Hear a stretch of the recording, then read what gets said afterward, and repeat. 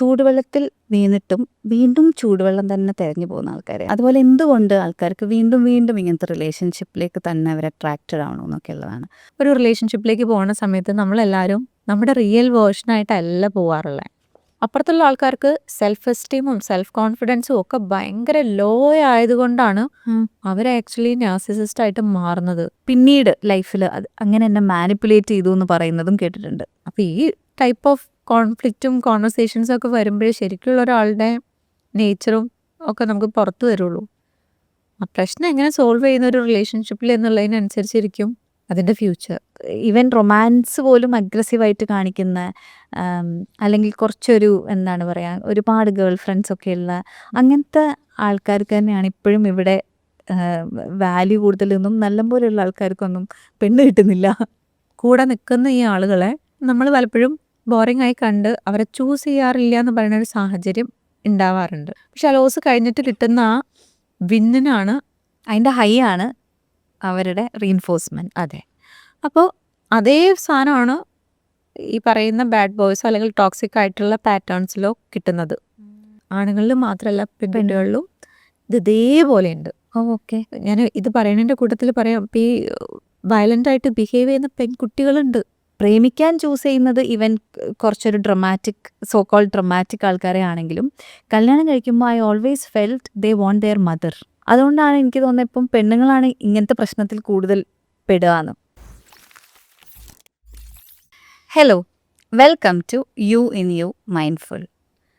നമ്മൾ പണ്ട് തൊട്ടേ പറയാറുണ്ട് ചൂടുവെള്ളത്തിൽ വീണ പൂച്ച തണുത്ത വെള്ളം കണ്ടാലും ഒന്ന് പേടിക്കുന്നു. പക്ഷേ റിലേഷൻഷിപ്സിൻ്റെ കാര്യത്തിൽ ഇപ്പം ഞാൻ അല്ലെങ്കിൽ നമ്മളൊക്കെ കണ്ടിന്യൂസ് ആയിട്ട് കേട്ടുകൊണ്ടിരിക്കുന്നത് ചൂടുവെള്ളത്തിൽ വീണിട്ടും വീണ്ടും ചൂടുവെള്ളം തന്നെ തിരഞ്ഞു പോകുന്ന ആൾക്കാരെയാണ്. ഞാൻ പറയുന്നത് ഈ ടോക്സിക് പാർട്ട്നേഴ്സിനെ തന്നെ കണ്ടിന്യൂസ് ആയിട്ട് ചൂസ് ചെയ്യാനുള്ളൊരു ടെൻഡൻസിയൊക്കെ നമ്മൾ കാണുന്നുണ്ട്. അപ്പോൾ ഇന്ന് നമ്മൾ ഏറ്റവും വിശദമായിട്ട് ചർച്ച ചെയ്യുന്നത് ഈ ടോക്സിക് എന്ന് നമ്മൾ ജനറലി പറയുന്ന കാര്യങ്ങൾ എന്തൊക്കെയാണ്, അതിൻ്റെ ഒരു ഡൈനാമിക്സ് എങ്ങനെയാണ് എന്നൊക്കെയുള്ളതാണ്. അതുപോലെ എന്തുകൊണ്ട് ആൾക്കാർക്ക് വീണ്ടും വീണ്ടും ഇങ്ങനത്തെ റിലേഷൻഷിപ്പിലേക്ക് തന്നെ അവർ അട്രാക്റ്റഡ് ആവണു എന്നൊക്കെയുള്ളതാണ്. അപ്പോൾ ഇതിനെക്കുറിച്ച് സംസാരിക്കാൻ വേണ്ടിയിട്ട് ഇന്ന് എൻ്റെ കൂടെയുള്ളത് ക്ലിനിക്കൽ സൈക്കോളജിസ്റ്റ് ആർദ്ര മോഹനാണ്. Welcome to the show. Thank you. അപ്പോൾ ഞാൻ ഇപ്പോൾ ഇൻട്രൊഡക്ഷനിൽ പറഞ്ഞ പോലെ പൊതുവേ നമ്മൾ ആൾക്കാരെ നോക്കുകയാണെങ്കിൽ രണ്ട് തരത്തിലാണ് കാണാം. ഒന്നുകിൽ ഈ ചൂടുവെള്ളത്തിൽ വീണിട്ടുള്ള പൂച്ച പിന്നെ തണുത്ത വെള്ളം എന്ത് കണ്ടാലും പിന്നെ അവർക്ക് വേണ്ട എന്നുള്ളൊരു രീതിയിലേക്ക് വരുന്നത്. അല്ലെങ്കിൽ ഇപ്പോഴത്തെ കാലത്ത് ഇങ്ങനെ നമ്മൾ പ്രൊആക്റ്റീവ് ആവണം, നമുക്ക് പാർട്ട്ണർ എന്നുള്ള സ്ഥലത്ത് ഒരു വാക്വം ഉണ്ട് എന്നൊക്കെയുള്ള കണ്ടിന്യൂസ് ആയിട്ട് ഫീൽ ചെയ്തുകൊണ്ടിരിക്കുന്ന ആൾക്കാർ വീണ്ടും വീണ്ടും വീണ്ടും ടോക്സിക് ആയിട്ടുള്ള ആൾക്കാർ തന്നെ നമുക്ക് കാണുമ്പോൾ മനസ്സിലാവും ആളെ മാറിയിട്ടുള്ളൂ. ഇറ്റ്സ് ദ സെയിം, ലൈക്ക് അങ്ങനെ തന്നെ കണ്ടിന്യൂസ് ആയിട്ട്. അത് നോട്ടീസ് ചെയ്തിട്ടുണ്ടോ? എന്താ അതിനെ പറ്റിയിട്ട്? അത് ഒരുപാട് പേരിൽ കണ്ടുവരുന്ന പാറ്റേൺ ആണ്.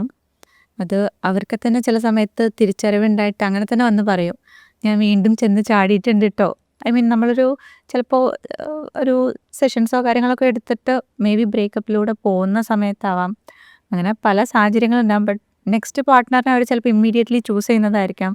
പക്ഷെ അപ്പോഴും ആളെ ചൂസ് ചെയ്ത് ഫ്യൂ വീക്സ് മന്ത്സ് ഒക്കെ കഴിയുമ്പോൾ തന്നെ ചിലപ്പോൾ ഇൻസൈറ്റ്സ് വന്ന് തുടങ്ങാറുണ്ട് ചില ആളുകൾക്ക്. പക്ഷേ ആ ഇന്നാവുന്ന സമയമില്ലേ, ആ പാർട്ട്ണറിനെ ചൂസ് ചെയ്യുന്ന സമയത്ത് പലപ്പോഴും ഇതവർക്ക് ഐഡൻറ്റിഫൈ ചെയ്യാൻ പറ്റാതെ പോവാറുണ്ട്. പിന്നെ ഈ കമ്മിറ്റ്മെൻറ്റ്, വാക്ക് കൊടുക്കൽ, പ്രോമിസസ്, കുറേ കാര്യങ്ങളുടെ പേരിൽ കുറേ കാലം സസ്റ്റെയിൻ ചെയ്ത് പോകുന്ന റിലേഷൻസ് പല രീതിയിലാണ് ഇങ്ങനെ പിന്നെയും പിന്നെയും സെയിം ടൈപ്പ് ഓഫ് പാർട്ട്നേഴ്സിനെ ചൂസ് ചെയ്യുന്ന ആളുകളുടെ പാറ്റേൺസ് വരാറുള്ളത്. അപ്പം നോക്കിക്കഴിഞ്ഞാൽ അത് അപ്പുറത്തുള്ള ആളെ അല്ല അത് ആക്ച്വലി ഡിഫൈൻ ചെയ്യണേ, നമ്മളെയാണ് അത് ഡിഫൈൻ ചെയ്യണേ. നമ്മൾക്ക് എന്തോ ഒന്ന് ലാക്ക് ചെയ്യുന്നുണ്ട്, കുറവുണ്ട്, നമുക്ക് എന്തോ ഒരു നീഡ് ഉണ്ട്. അത് ഫുൾഫിൽ ചെയ്യാൻ നമ്മൾ ഒരാളെങ്ങനെ പ്ലേസ് ചെയ്യാൻ പറ്റുമോ എന്നുള്ളങ്ങനെ സെർച്ച് ചെയ്തുകൊണ്ടിരിക്കണത് പോലെയാണ്. അത് ചിലപ്പം അറ്റൻഷൻ ആയിരിക്കാം, കെയർ ആയിരിക്കാം, അല്ലെങ്കിൽ അവർ വളരെ അതായത് ഞാൻ ഭയങ്കര ഇമ്പോർട്ടൻ്റ് ആണ് ഒരാൾക്ക്, അല്ലെങ്കിൽ എന്നെ ആളുകൾക്ക് ഇഷ്ടമാണ്, എന്നെ ആളുകൾക്ക് വേണം, ഇങ്ങനെയൊക്കെ തോന്നില്ലേ? ഇങ്ങനത്തെ ഫീലിങ്സൊക്കെ ഉണ്ടാക്കി തരുന്ന ആളുകളെ ആയിരിക്കാം അവർ അട്രാക്റ്റ് ചെയ്യുന്നത്. ആൻഡ് ഇതിൻ്റെയൊക്കെ വളരെ ബേസായിട്ട് നമ്മൾ മനസ്സിലാക്കേണ്ട ഒരു കാര്യം, ഒരു റിലേഷൻഷിപ്പിലേക്ക് പോകുന്ന സമയത്ത് നമ്മളെല്ലാവരും നമ്മുടെ റിയൽ വേർഷനായിട്ടല്ല പോവാറുള്ളത്, അല്ലേ? അത് ആൺ പെൺ വ്യത്യാസം ഇല്ലാതെ നമ്മുടെ ബെസ്റ്റ് വേർഷനായിട്ടാണ് നമ്മൾ പോണേ. അപ്പം നമ്മൾ ശരിക്കുള്ള ആളെ കാണാതെ ആ പുറമേക്ക് അവരെന്താണോ പ്രൊജക്റ്റ് ചെയ്യുന്നത് അതിലങ്ങ് ഇഷ്ടപ്പെട്ടു പോയി കുറച്ച് കഴിയുമ്പോഴായിരിക്കും ശരിക്കുള്ള കോൺഫ്ലിക്റ്റുകൾ, ശരിക്കുള്ള അവരുടെ കുറവുകൾ സത്യം പറഞ്ഞു കഴിഞ്ഞാൽ നമ്മൾ ഐഡൻറ്റിഫൈ ചെയ്ത് തുടങ്ങുന്നത്. അപ്പോഴേ ഈ പറഞ്ഞ ചൂടുവെള്ളമായിരുന്നോ പച്ചവെള്ളമാണോ എന്നുള്ളതൊക്കെ മനസ്സിലാക്കി വരുള്ളൂ. പ്രത്യേകിച്ച് എന്താണെന്ന് വെച്ച് കഴിഞ്ഞാൽ ചൈൽഡ്ഹുഡിലൊക്കെ ബുദ്ധിമുട്ട്, അതായത് ഇപ്പോൾ പാരൻസ് അവൈലബിൾ അല്ലായിരുന്നു എന്ന് വിചാരിക്കും. അവർ എന്തോ റീസൺസ് അവൈലബിൾ അല്ല, ഇമോഷണലി അവൈലബിൾ അല്ല, ഫിസിക്കലി അവൈലബിൾ അല്ല, അല്ലെങ്കിൽ നമുക്ക് സേഫായിട്ട് തോന്നിയിട്ടില്ല നമ്മളുടെ ചൈൽഡ്ഹുഡിൽ. നമ്മൾ പേടിച്ച് വളരേണ്ട സാഹചര്യത്തിലൂടെ വരികയായിരുന്നു. അല്ലെങ്കിൽ നമ്മളുടെ എന്ത് പ്രശ്നം പറഞ്ഞു കഴിഞ്ഞാൽ അത് ആർക്കും മാറ്റർ ചെയ്യണില്ല. ഇങ്ങനെയൊക്കെയുള്ള പല പല സാഹചര്യത്തിലൂടെ വരുന്ന കുട്ടികളാണെന്നുണ്ടെങ്കിൽ അവർക്ക് വളർന്നു വരുന്ന സമയത്ത് വെറുതെ അവരെങ്ങനെ എപ്പോഴും പാമ്പർ ചെയ്യുക, അല്ലെങ്കിൽ എപ്പോഴും അവരെ അറ്റൻഷൻ കൊടുക്കുക, എപ്പോഴും അവരെ വിളിച്ച് അന്വേഷിക്കുക, എപ്പോഴും മെസ്സേജ് അയക്കുക, നീ ഇല്ലാതെ പറ്റില്ല എന്നുള്ള വർത്തമാനങ്ങൾ പറയുക, ഇതൊക്കെ കാണുമ്പോഴത്തേക്ക് അവർക്ക് വളരെ ഇമ്പോർട്ടൻ്റ് ആണ് അവർ മറ്റൊരാളുടെ ലൈഫിൽ നിന്നൊക്കെ തോന്നുമ്പോൾ പെട്ടെന്ന് റിലേഷൻഷിപ്പിലേക്ക് ഇന്നാവാനുള്ള ടെൻഡൻസീസൊക്കെ കൂടാറുണ്ട്. ഓക്കെ, പക്ഷേ അതെല്ലാ റിലേഷൻഷിപ്സിലും അപ്പുറത്തുള്ള ആളുടെ റിയൽ ഫാക്ടർ അറിയാതെ എല്ലാവർക്കും ഉള്ളൊരു ട്രെയ്റ്റാണ് ഇനീഷ്യൽ ടൈമിൽ അറ്റൻഷൻ കൊടുക്കുക എന്ന് പറയുന്നത്. അതെ. ഇനി റെസ്പോൺസിബിലിറ്റീസ് വരിക, കമ്മിറ്റ്മെൻറ്റ്സ് വരിക, കോൺഫ്ലിക്റ്റ് വരിക, ഡിഫറെൻറ്റ് ഐഡിയോളജീസ് അതിൽ വരിക ഒക്കെ ആകുമ്പോഴത്തേക്കും ശരിക്കുള്ള ട്രെയ്റ്റ്സും പേഴ്സണാലിറ്റിയും എല്ലാം പുറത്ത് വരുമ്പോൾ നമ്മൾ വിചാരിച്ച ആളാവില്ല മറ്റേ ആൾ. അപ്പം നമ്മൾ എന്തിനാ അട്രാക്റ്റ് ചെയ്യേണ്ടതെന്നുള്ളത് അപ്പുറത്തുള്ള ആൾ കുറ്റം പറയുന്നതിന് പകരം നമ്മൾ എന്ത് കുറവ് കൊണ്ടാണ്, അതായത് നമ്മൾ ഫുള്ളി ഇവോൾവ് ആയിട്ടുള്ള, അല്ലെങ്കിൽ ഫുള്ളി നമുക്ക് നമ്മളെ തന്നെ ഓക്കെ ആക്കി കൊണ്ട് നടക്കാൻ അറിയാവുന്ന മറ്റൊരാൾ വന്നിട്ട് വേണം ഞാൻ ഫുൾ സന്തോഷിക്കാൻ അല്ലെങ്കിൽ ഞാൻ കംപ്ലീറ്റ് ആയി എന്നുള്ള ഫീല് വരാൻ എന്നുണ്ടെങ്കിൽ നിങ്ങൾ മനസ്സിലാക്കാതൊരു നല്ല കാര്യമല്ല. അല്ല, രണ്ട് കംപ്ലീറ്റ് ആയിട്ടുള്ള ഇൻഡിവിജ്വൽസ് തമ്മിലുള്ള യൂണിയൻ ആയിരിക്കും എപ്പോഴും നല്ലൊരു റിലേഷൻഷിപ്പ് ആവാം. ഓക്കെ. അത് നമുക്ക് അവയർനെസ് ഇല്ല എന്നുണ്ടെങ്കിൽ നമ്മളതിങ്ങനെ തേടിക്കൊണ്ടിരിക്കും. അതേ പാറ്റേണിലുള്ള ആൾ, അതായത് ഇപ്പോൾ ആദ്യത്തെ ആളിൽ കോൺഫ്ലിക്റ്റ് വന്ന് അത് മാച്ച് അല്ല എന്ന് മനസ്സിലാക്കുന്നു, നമ്മൾ അവിടെ നിന്ന് എക്സിറ്റ് ചെയ്യുന്നു. അടുത്തത് ഈ നീഡ് മാറിയിട്ടില്ലല്ലോ. എൻ്റെ ആവശ്യം ഇപ്പോഴും എന്നെ കെയർ ചെയ്യുക, 24 മണിക്കൂർ എൻ്റെ കൂടെ ഇരിക്കുക, വേറെ ആരുടെയും കൂടെ പോകാൻ പാടില്ല. അങ്ങനെയാണെങ്കിൽ ഓക്കെ, അത് ഒരു ടൈപ്പ് ഓഫ് ട്രെയ്റ്റിൻ്റെ ഞാൻ പറഞ്ഞുള്ളൂ. പക്ഷേ ഇനി അപ്പുറത്തുനിന്നുള്ള ആൾ, ഇപ്പം നമ്മൾ പറയാറില്ലേ നാർസിസ്റ്റിക് ട്രെയ്റ്റ് അല്ലെങ്കിൽ കൺട്രോളിങ് ബിഹേവിയേഴ്സ് ഉള്ള ആളുകൾ, അപ്പോൾ ചില സമയത്തൊക്കെ ഈ കൺട്രോൾ ചെയ്യാന്നൊക്കെ പറയണത് നമ്മൾ പൊസസീവ്നെസ് ആണ് എന്നൊക്കെ നമ്മൾ പറയാറില്ലേ, ഇല്ലേ? അത് ഇനീഷ്യലി പൊസസീവ്നെസ് പറയുമ്പോൾ എങ്ങനെ ഫീൽ ചെയ്യുക? അത് ഭയങ്കര ഹൈ തരും നമുക്ക്. എന്നെ ഇങ്ങനെ ശ്രദ്ധിച്ചുകൊണ്ടിരിക്കില്ലേ, എന്നെ ഇങ്ങനെ Attention നോക്കിക്കൊണ്ടിരിക്കുകയാണ്, ഞാൻ എന്തായിട്ടിട്ടുള്ളത്, ഞാൻ എവിടെയാ പോണത്, ഞാൻ ആരുടെ കൂടെയാ പോണത്, അത്രയ്ക്ക് എന്നെ നോക്കിയിരിക്കുന്ന ഒരാളാണ് എൻ്റെ ലൈഫിൽ വന്നിട്ടുള്ളത്. അത് ആരും നോക്കാനില്ലാതെ നമ്മൾ ഒറ്റയ്ക്കായി എന്ന് ഫീൽ ചെയ്തിരിക്കുന്ന ഒരു സമയത്ത് അങ്ങനെ ഒരാളെ നോക്കാൻ നമ്മുടെ ലൈഫിൽ കിട്ടിയ സന്തോഷമാണ് ഇനീഷ്യലി. അത് പ്രശ്നമായി മാറുമ്പോഴാണ് അത് ടോക്സിക് ആയിട്ട് മാറുന്നത്. കുറച്ച് കഴിയുമ്പോൾ അത് കൺട്രോളാണ് എന്ന് നമുക്ക് മനസ്സിലാവുമ്പോഴാണ് പ്രശ്നം വരുന്നത്. തന്നെയാണത്. അതെ അതെ അതെ, നമ്മളതിനെ ഒരു തരത്തിൽ പ്രോത്സാഹിപ്പിച്ചിട്ടുണ്ടാവും ഇൻ ദ ബിഗിനിങ്. നമ്മൾ എൻജോയ് ചെയ്തിട്ടുണ്ടാവും ആ അറ്റൻഷൻ. അപ്പോൾ ലാക്ക് ഓഫ് അറ്റൻഷനാണ് നമ്മൾ ക്രേവ് ചെയ്തത്, അതൊരാൾ തന്നു. അപ്പം ബാക്കി ഒന്നും അറിയാതെ നമ്മൾ അതിലേക്ക് ഇന്നായി, കമ്മിറ്റ്മെൻ്റായി, ഫ്യൂച്ചറൊക്കെ പ്ലാൻ ചെയ്തു, കുറച്ച് മാസങ്ങളൊക്കെ പോയി, പിന്നെയാണ് ചൂടുവെള്ളമായിരുന്നു ഒന്ന് മനസ്സിലാവണം. ഓക്കെ, നമുക്ക് ആദ്യം തൊട്ട് തുടങ്ങാം കേട്ടോ. അതായത് എനിക്ക് തോന്നിയിട്ടുണ്ട് പാർട്ട്ണറിൽ എന്താണ് വേണ്ടത് എന്ന് നമ്മൾ ആഗ്രഹിച്ചിരുന്നത്. അപ്പം നമ്മളെ പാരൻസ് എന്താണോ പാർട്ട്ണർ എന്ന് പറഞ്ഞാൽ ഉദ്ദേശിച്ചിരുന്നത്, ചോയ്സസേ ഉണ്ടായിരുന്നില്ല അന്ന്. ഒരാൾ വരുന്നു, അയാളെ കാണുക മാത്രമല്ല, അയാളുടെ സ്വഭാവം എന്താണ്, അയാളുടെ ഇഷ്ടം എന്താണ്, ഒന്നും അറിയാണ്ട് ആയിരുന്നു അന്ന്. അതായത് നമുക്ക് ചോയ്സ് ഇല്ല എന്ന് തന്നെ പറയാം. ഇന്ന് നമുക്ക് ആക്ച്വലി നമ്മൾ പറയുമല്ലോ, മനുഷ്യന്മാരാണെങ്കിൽ മനുഷ്യനല്ലേ ചക്കയൊന്നുമല്ലല്ലോ ചൂഴ്ന്ന് നോക്കാൻ എന്ന് പറയും. പക്ഷെ ഇപ്പം എല്ലാത്തരം പോസിബിലിറ്റീസും ഉണ്ട്. ആസ് ഇൻ നമ്മൾ എത്രത്തോളം നമ്മളെ ആയിട്ട് പ്രൊജക്റ്റ് ചെയ്യണമെന്നുള്ളത് ഡിഫറെൻ്റ് ആണ്. പക്ഷേ പാർട്ട്ണർ എന്നുള്ളത് ഒരു ആണിനും പെണ്ണിനും വേണ്ടത് എത്രത്തോളം ചേഞ്ച് ആയിട്ടുണ്ട് എന്നാണ് എക്സ്പീരിയൻസ് എന്ന് തോന്നിയിരിക്കുന്നത്. അതായത് ഇതാണ് എനിക്ക് എൻ്റെ പാർട്ട്ണറിൽ വേണ്ടത്, അല്ലെങ്കിൽ ഇതാണ് എൻ്റെ പാർട്ട്ണറിൽ വേണ്ടത്. അപ്പം ഇപ്പോൾ പല ഏജ് ഗ്രൂപ്പിലുള്ള ആൾക്കാരെയും കാണുന്നുണ്ടാവും. കല്യാണം കഴിച്ച് 10 വർഷമായവരെ കാണുന്നുണ്ടാവും, 20 വർഷമായവരെ കാണുന്നുണ്ടാവും, കല്യാണം കഴിക്കാൻ പോകുന്നവരെ കാണുന്നുണ്ടാവും, ജസ്റ്റ് കഴിഞ്ഞാൽ. അപ്പം അത് എത്രത്തോളം ചേഞ്ച് ആയിട്ടുണ്ട് ഇൻ വുമൻ ആൻഡ് മെൻ. അത് ഒരുപാട് കാര്യങ്ങളിൽ ഇപ്പം നമ്മുടെ കൾച്ചറൽ കോണ്ടെക്സ്റ്റ് തന്നെ എടുത്തു കഴിഞ്ഞാൽ, ഈവൻ കൾച്ചറൽ നമ്മുടെ സോഷ്യൽ സിനാരിയോസ്, നമ്മളുടെയൊക്കെ ഫൈനാൻഷ്യൽ സിറ്റുവേഷൻസ്, എക്കണോമി, ഇതെല്ലാം ഇതിൽ ഇൻഫ്ലുവൻസ് ചെയ്യുന്ന കാര്യങ്ങളാണ്. അല്ലാതെ ആണും പെണ്ണും അങ്ങോട്ട് കാലം മാറിയപ്പോഴത്തേക്ക് അങ്ങോട്ട് പെട്ടെന്ന് മാറിപ്പോയതൊന്നുമല്ല. ഞാൻ ആദ്യം ഫീമെയിൽസിൻ്റെ ഇത് നീഡ്സ് മെന്നിലും ഫീമെയിലും എല്ലാവർക്കും വേണ്ടത് അവരെ മനസ്സിലാക്കുന്ന ഒരാളാണ് അൾട്ടിമേറ്റ്ലി, അല്ലേ? അവരെ ജഡ്ജ് ചെയ്യാതെ അവരെ കൂടെ നിൽക്കുന്ന സപ്പോർട്ട് ചെയ്യുന്ന ഒരാളെയാണ് വളരെ കോറായിട്ട് രണ്ടു കൂട്ടർക്കും വേണ്ടത്. പക്ഷേ ഈ പണ്ടത്തെ ഇപ്പോഴത്തെയും വ്യത്യാസം എന്ന് പറഞ്ഞു കഴിഞ്ഞാൽ, പണ്ട് മെൻ എന്ന് പറയുമ്പോഴത്തേക്ക് നമ്മളെന്താ അന്വേഷിക്കുക? ജോലിയുണ്ടോ? സാലറി എത്രയാ? അവരുടെ വീട്ടിലെ സാഹചര്യം എത്രയാ? പെങ്ങന്മാരെ കെട്ടിച്ചു കൊടുക്കാനുണ്ടോ? ഇതൊക്കെ അന്വേഷിക്കാറുണ്ട്, അല്ലേ? അതെ. വീട്ടിൽ സ്വത്തുണ്ടോ? പുറത്തെങ്ങനെയാണ്? ഇതാണ് നമ്മൾ നോക്കണത് മെയിൻലി, അല്ലേ? അതെ. അത് പ്രൊവൈഡ് ചെയ്യുക, സേഫ് ആവുക എന്ന് പറയുന്നത് അതിലായിരുന്നു. അവിടെ കുറവ് നമ്മൾ ശ്രദ്ധിക്കാത്തൊരു സാധനം എന്ന് പറയുന്നത്, ഇയാൾ ഇമോഷണലി അവൈലബിൾ ആയിരിക്കുമോ, നമ്മളെ മനസ്സിലാക്കാനായിട്ട് ഇരുന്ന് തരുമോ, കേൾക്കുമോ, കൂടെ ടൈം സ്പെൻഡ് ചെയ്യുമോ, അതൊന്നും നമ്മൾ നോക്കാറില്ലായിരുന്നു പണ്ട്. പക്ഷെ ഇന്നത്തെ കാലത്തേക്ക് വന്നപ്പോൾ പ്രൊവൈഡ് ചെയ്യാനായിട്ടൊരു മെന്നിൻ്റെ ആവശ്യമുണ്ട് എന്നുള്ള ആവശ്യം പെൺകുട്ടികൾക്ക് അത്രയ്ക്കില്ല. ഇനി ഉണ്ടാവാം, ഇല്ല എന്ന് ഫുള്ളി പറയണില്ല, ബട്ട് മെജോറിറ്റി വിമനും ഇന്നത്തെ കാലത്ത് പഠിച്ച് ജോലി സ്വന്തമായിട്ട് എന്തെങ്കിലുമൊക്കെ ചെയ്തിട്ട് ഏൺ ചെയ്യാന്നുള്ളതൊരു പ്രയോറിറ്റി ആയിട്ട് തന്നെ കണ്ട് വളർന്നു വരുന്ന കുട്ടികളാണ്. അപ്പോൾ അവർക്ക് ഇനി പൈസയ്ക്കും ഈ സേഫ്റ്റിക്കൊന്നും ഒരു കമ്പാനിയൻ്റെ ആവശ്യമില്ല. അപ്പം ഇനി വേണ്ടത് എന്താ? ഇമോഷണൽ അവൈലബിലിറ്റിയാണ്. അത് മെന്നിന് ഉണ്ടോയെന്ന് നോക്കുമ്പോൾ നമ്മൾ തന്നെ ആലോചിച്ച് നോക്കിയേ, നമ്മളുടെ പാരൻസ്, അവരുടെ അച്ഛൻ, അവരുടെ അച്ഛൻ അങ്ങോട്ടേക്ക് പോകുമ്പോൾ ആണായിരിക്കാന്ന് പറയണതിനൊരു സങ്കല്പമുണ്ട് നമ്മുടെ സൊസൈറ്റിയിൽ. ആ സങ്കല്പം എത്ര ജനറേഷൻ ബാക്കോട്ട് നിങ്ങളുടെ ഓരോ ആളുകളുടെയും ഫാമിലിയിലും ബ്രേക്ക് ആയിട്ടുണ്ട് എന്നുള്ളത് ആലോചിച്ച് കഴിഞ്ഞാൽ നമുക്ക് അറിയാം അവർ എത്രത്തോളം ഇമോഷണലി അവൈലബിൾ ആയിരുന്നു. ഈവൻ പ്രശ്നങ്ങൾ പറയുന്ന സമയത്ത് അവരെത്രത്തോളം എക്സ്പ്രസീവ് ആയിരുന്നു. ചില കാര്യങ്ങൾ നമ്മൾ പറയാൻ നോക്കുമ്പോൾ ഷട്ട് ഡൗൺ ചെയ്തിരുന്നു. മേ ബി ഈവൻ നമ്മളുടെ പാരൻസ് അടക്കം നമ്മൾ കുഞ്ഞിലെ കണ്ട പാരൻ്റ് ആവില്ല നമ്മളുടെ അച്ഛനോ ഒക്കെ. ഇപ്പോൾ അവരും വളർന്നിട്ടുണ്ടാവും നമ്മുടെ കൂടെ. പണ്ട് പലതും പറയാൻ ഓക്കെ അല്ലാതിരുന്ന അച്ഛന്മാർ ഈ പ്രായമായ നേരത്താണ് അവർ കുറച്ചും കൂടി ചില്ലായതെന്നൊക്കെ പറഞ്ഞ് കേൾക്കാറുണ്ട് കുട്ടികൾ. പണ്ടൊന്നും തല്ലിയതൊന്നും അവർക്ക് ഓർമ്മയേ ഇല്ല എന്നൊക്കെ പറയും. പക്ഷെ ഇപ്പോൾ കേൾക്കാനും വേണ്ടത് എന്താണെന്ന് ചോദിക്കാനും ഓക്കെ അല്ലെങ്കിൽ സോറി പറയാനും ഒക്കെ പഠിച്ചു വരുന്ന പാരൻസ് ഉണ്ട് കേട്ടോ. അതെ. അപ്പോൾ ഈ ചേഞ്ചസ് അതുപോലെ തന്നെയാണ് നമ്മൾ പാർട്ട്നേഴ്സിനെ ചൂസ് ചെയ്യുന്ന സമയത്തും വരുന്നത്. ഇമോഷണലി അവൈലബിൾ ആവുന്ന, നമ്മൾക്ക് മിസ്റ്റേക്സ് പറ്റിക്കഴിഞ്ഞാലും അതിനെപ്പറ്റിയൊക്കെ ഇരുന്ന് ഡിസ്കസ് ചെയ്യാൻ, ഡിഫിക്കൽട്ട് കോൺവെർസേഷൻ, ഡിഫിക്കൽട്ട് ഇമോഷൻസിൻ്റെ കൂടെ ഇരിക്കുക എന്ന് പറയുന്നതാണ് ഗേൾസ് ഏറ്റവും കൂടുതൽ ആഗ്രഹിക്കുന്നത്, മെന്നിൽ സീക്ക് ചെയ്യുന്ന കാര്യം ഇപ്പം അതാണ്. പക്ഷേ അൺഫോർച്ചുനേറ്റ്ലി ആൺകുട്ടികളെ അത് പഠിപ്പിക്കാൻ നമുക്ക് പറ്റിയിട്ടില്ല. അപ്പോൾ അവരെ നമുക്ക് കുറ്റം പറയാൻ വയ്യ. അവർ കൺഫ്യൂസ്ഡാണ്.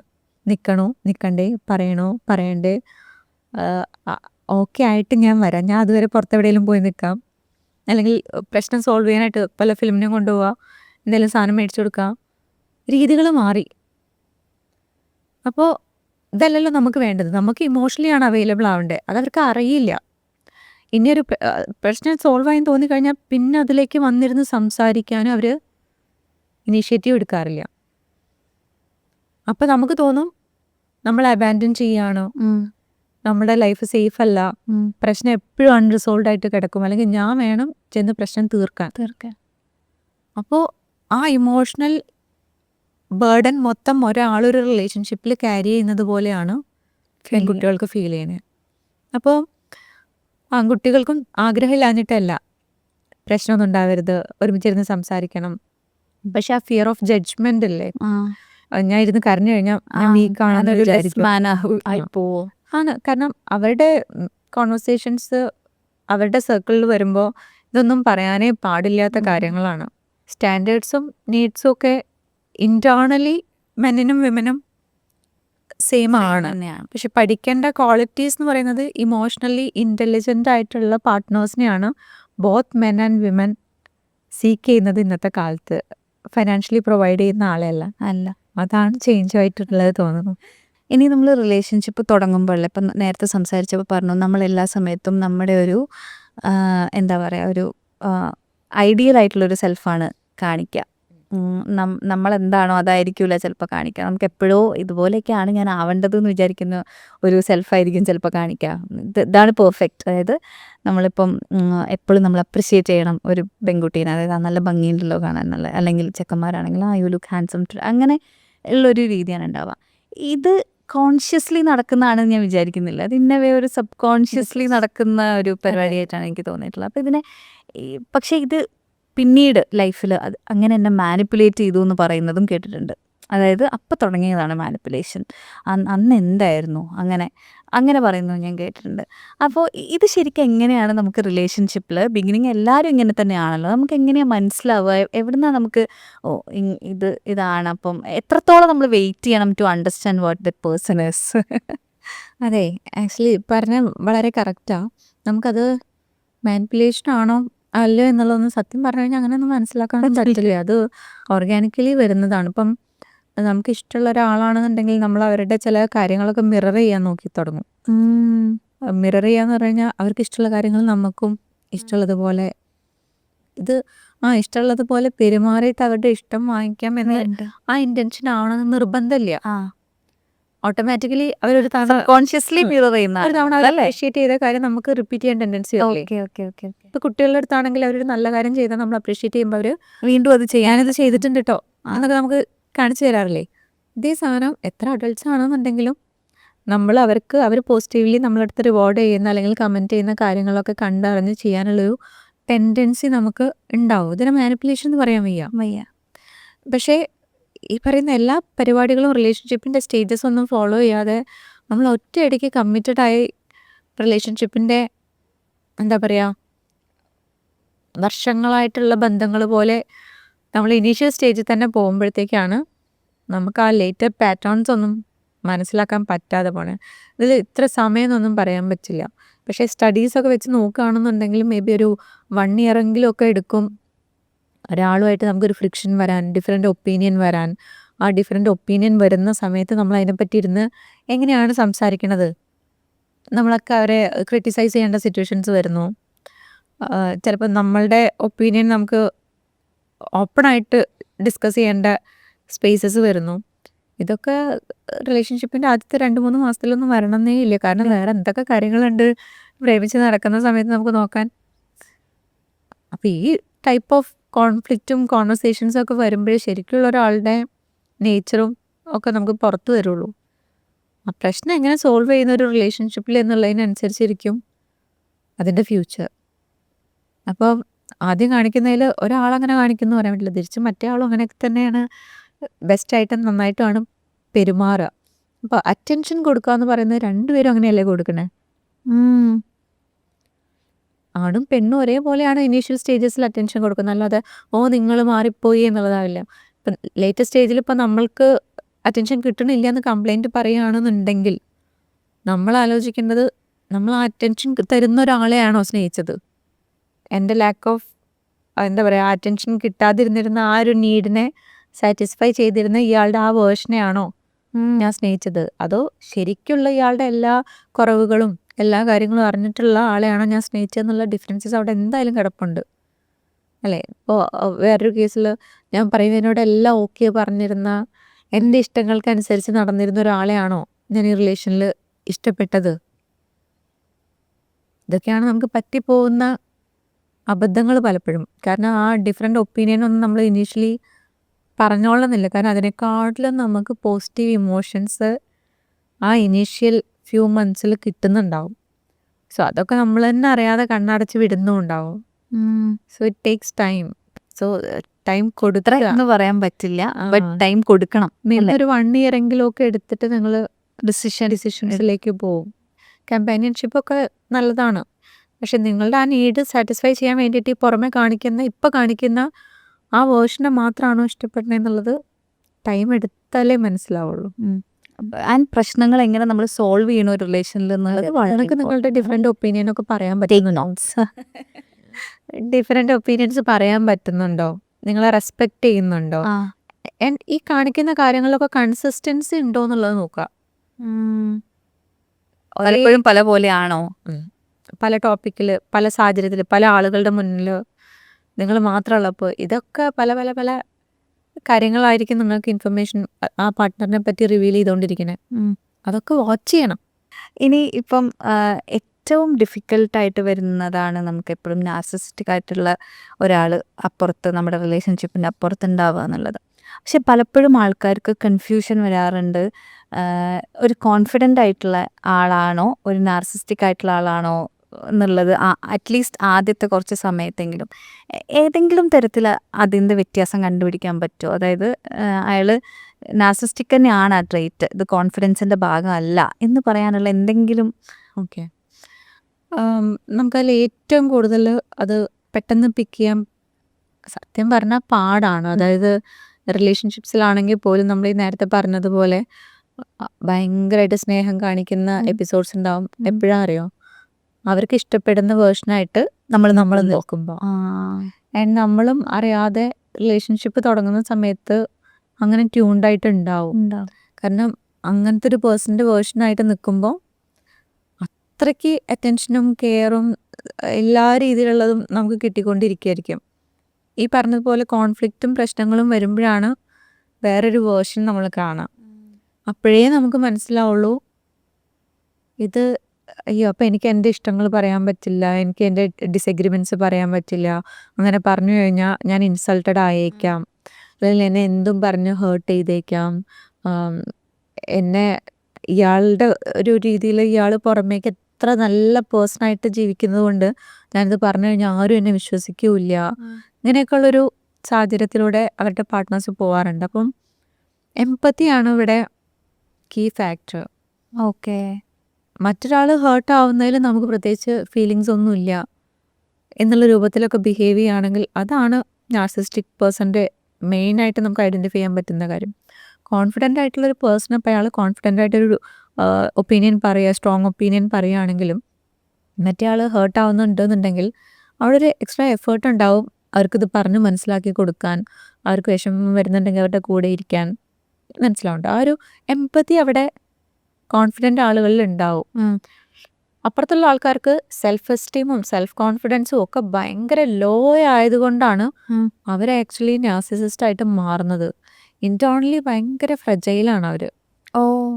ഭയങ്കര ഫ്രജൈലാണ്. ഓക്കെ, അവർക്ക് പോലും ചിലപ്പോൾ അത് ഐഡൻറ്റിഫൈ ചെയ്യാൻ പറ്റണില്ല. അതുകൊണ്ടാണ് നമ്മൾ എന്തെങ്കിലും വരുമ്പോഴത്തേക്കും അവരുടെ റിയാക്ഷൻസ് എസ്കലേറ്റഡ് ആയിട്ടും ഭയങ്കരമായിട്ട് വരുന്നത്. കാരണം നമ്മൾ പോലും ഇൻറ്റൻറ്റ് ചെയ്യാതെ പറയുന്ന കാര്യങ്ങളോ ചെയ്യുന്ന കാര്യങ്ങളോ അവരുടെ ആ ഇൻഫീരിയർ തോട്ടിനെയോ സെൽഫ് എസ്റ്റീം ലോ ആയിട്ടിരിക്കുന്ന കാര്യങ്ങളെയോ ആ ലോ കോൺഫിഡൻസിനെയോ എഫക്റ്റ് ചെയ്യും.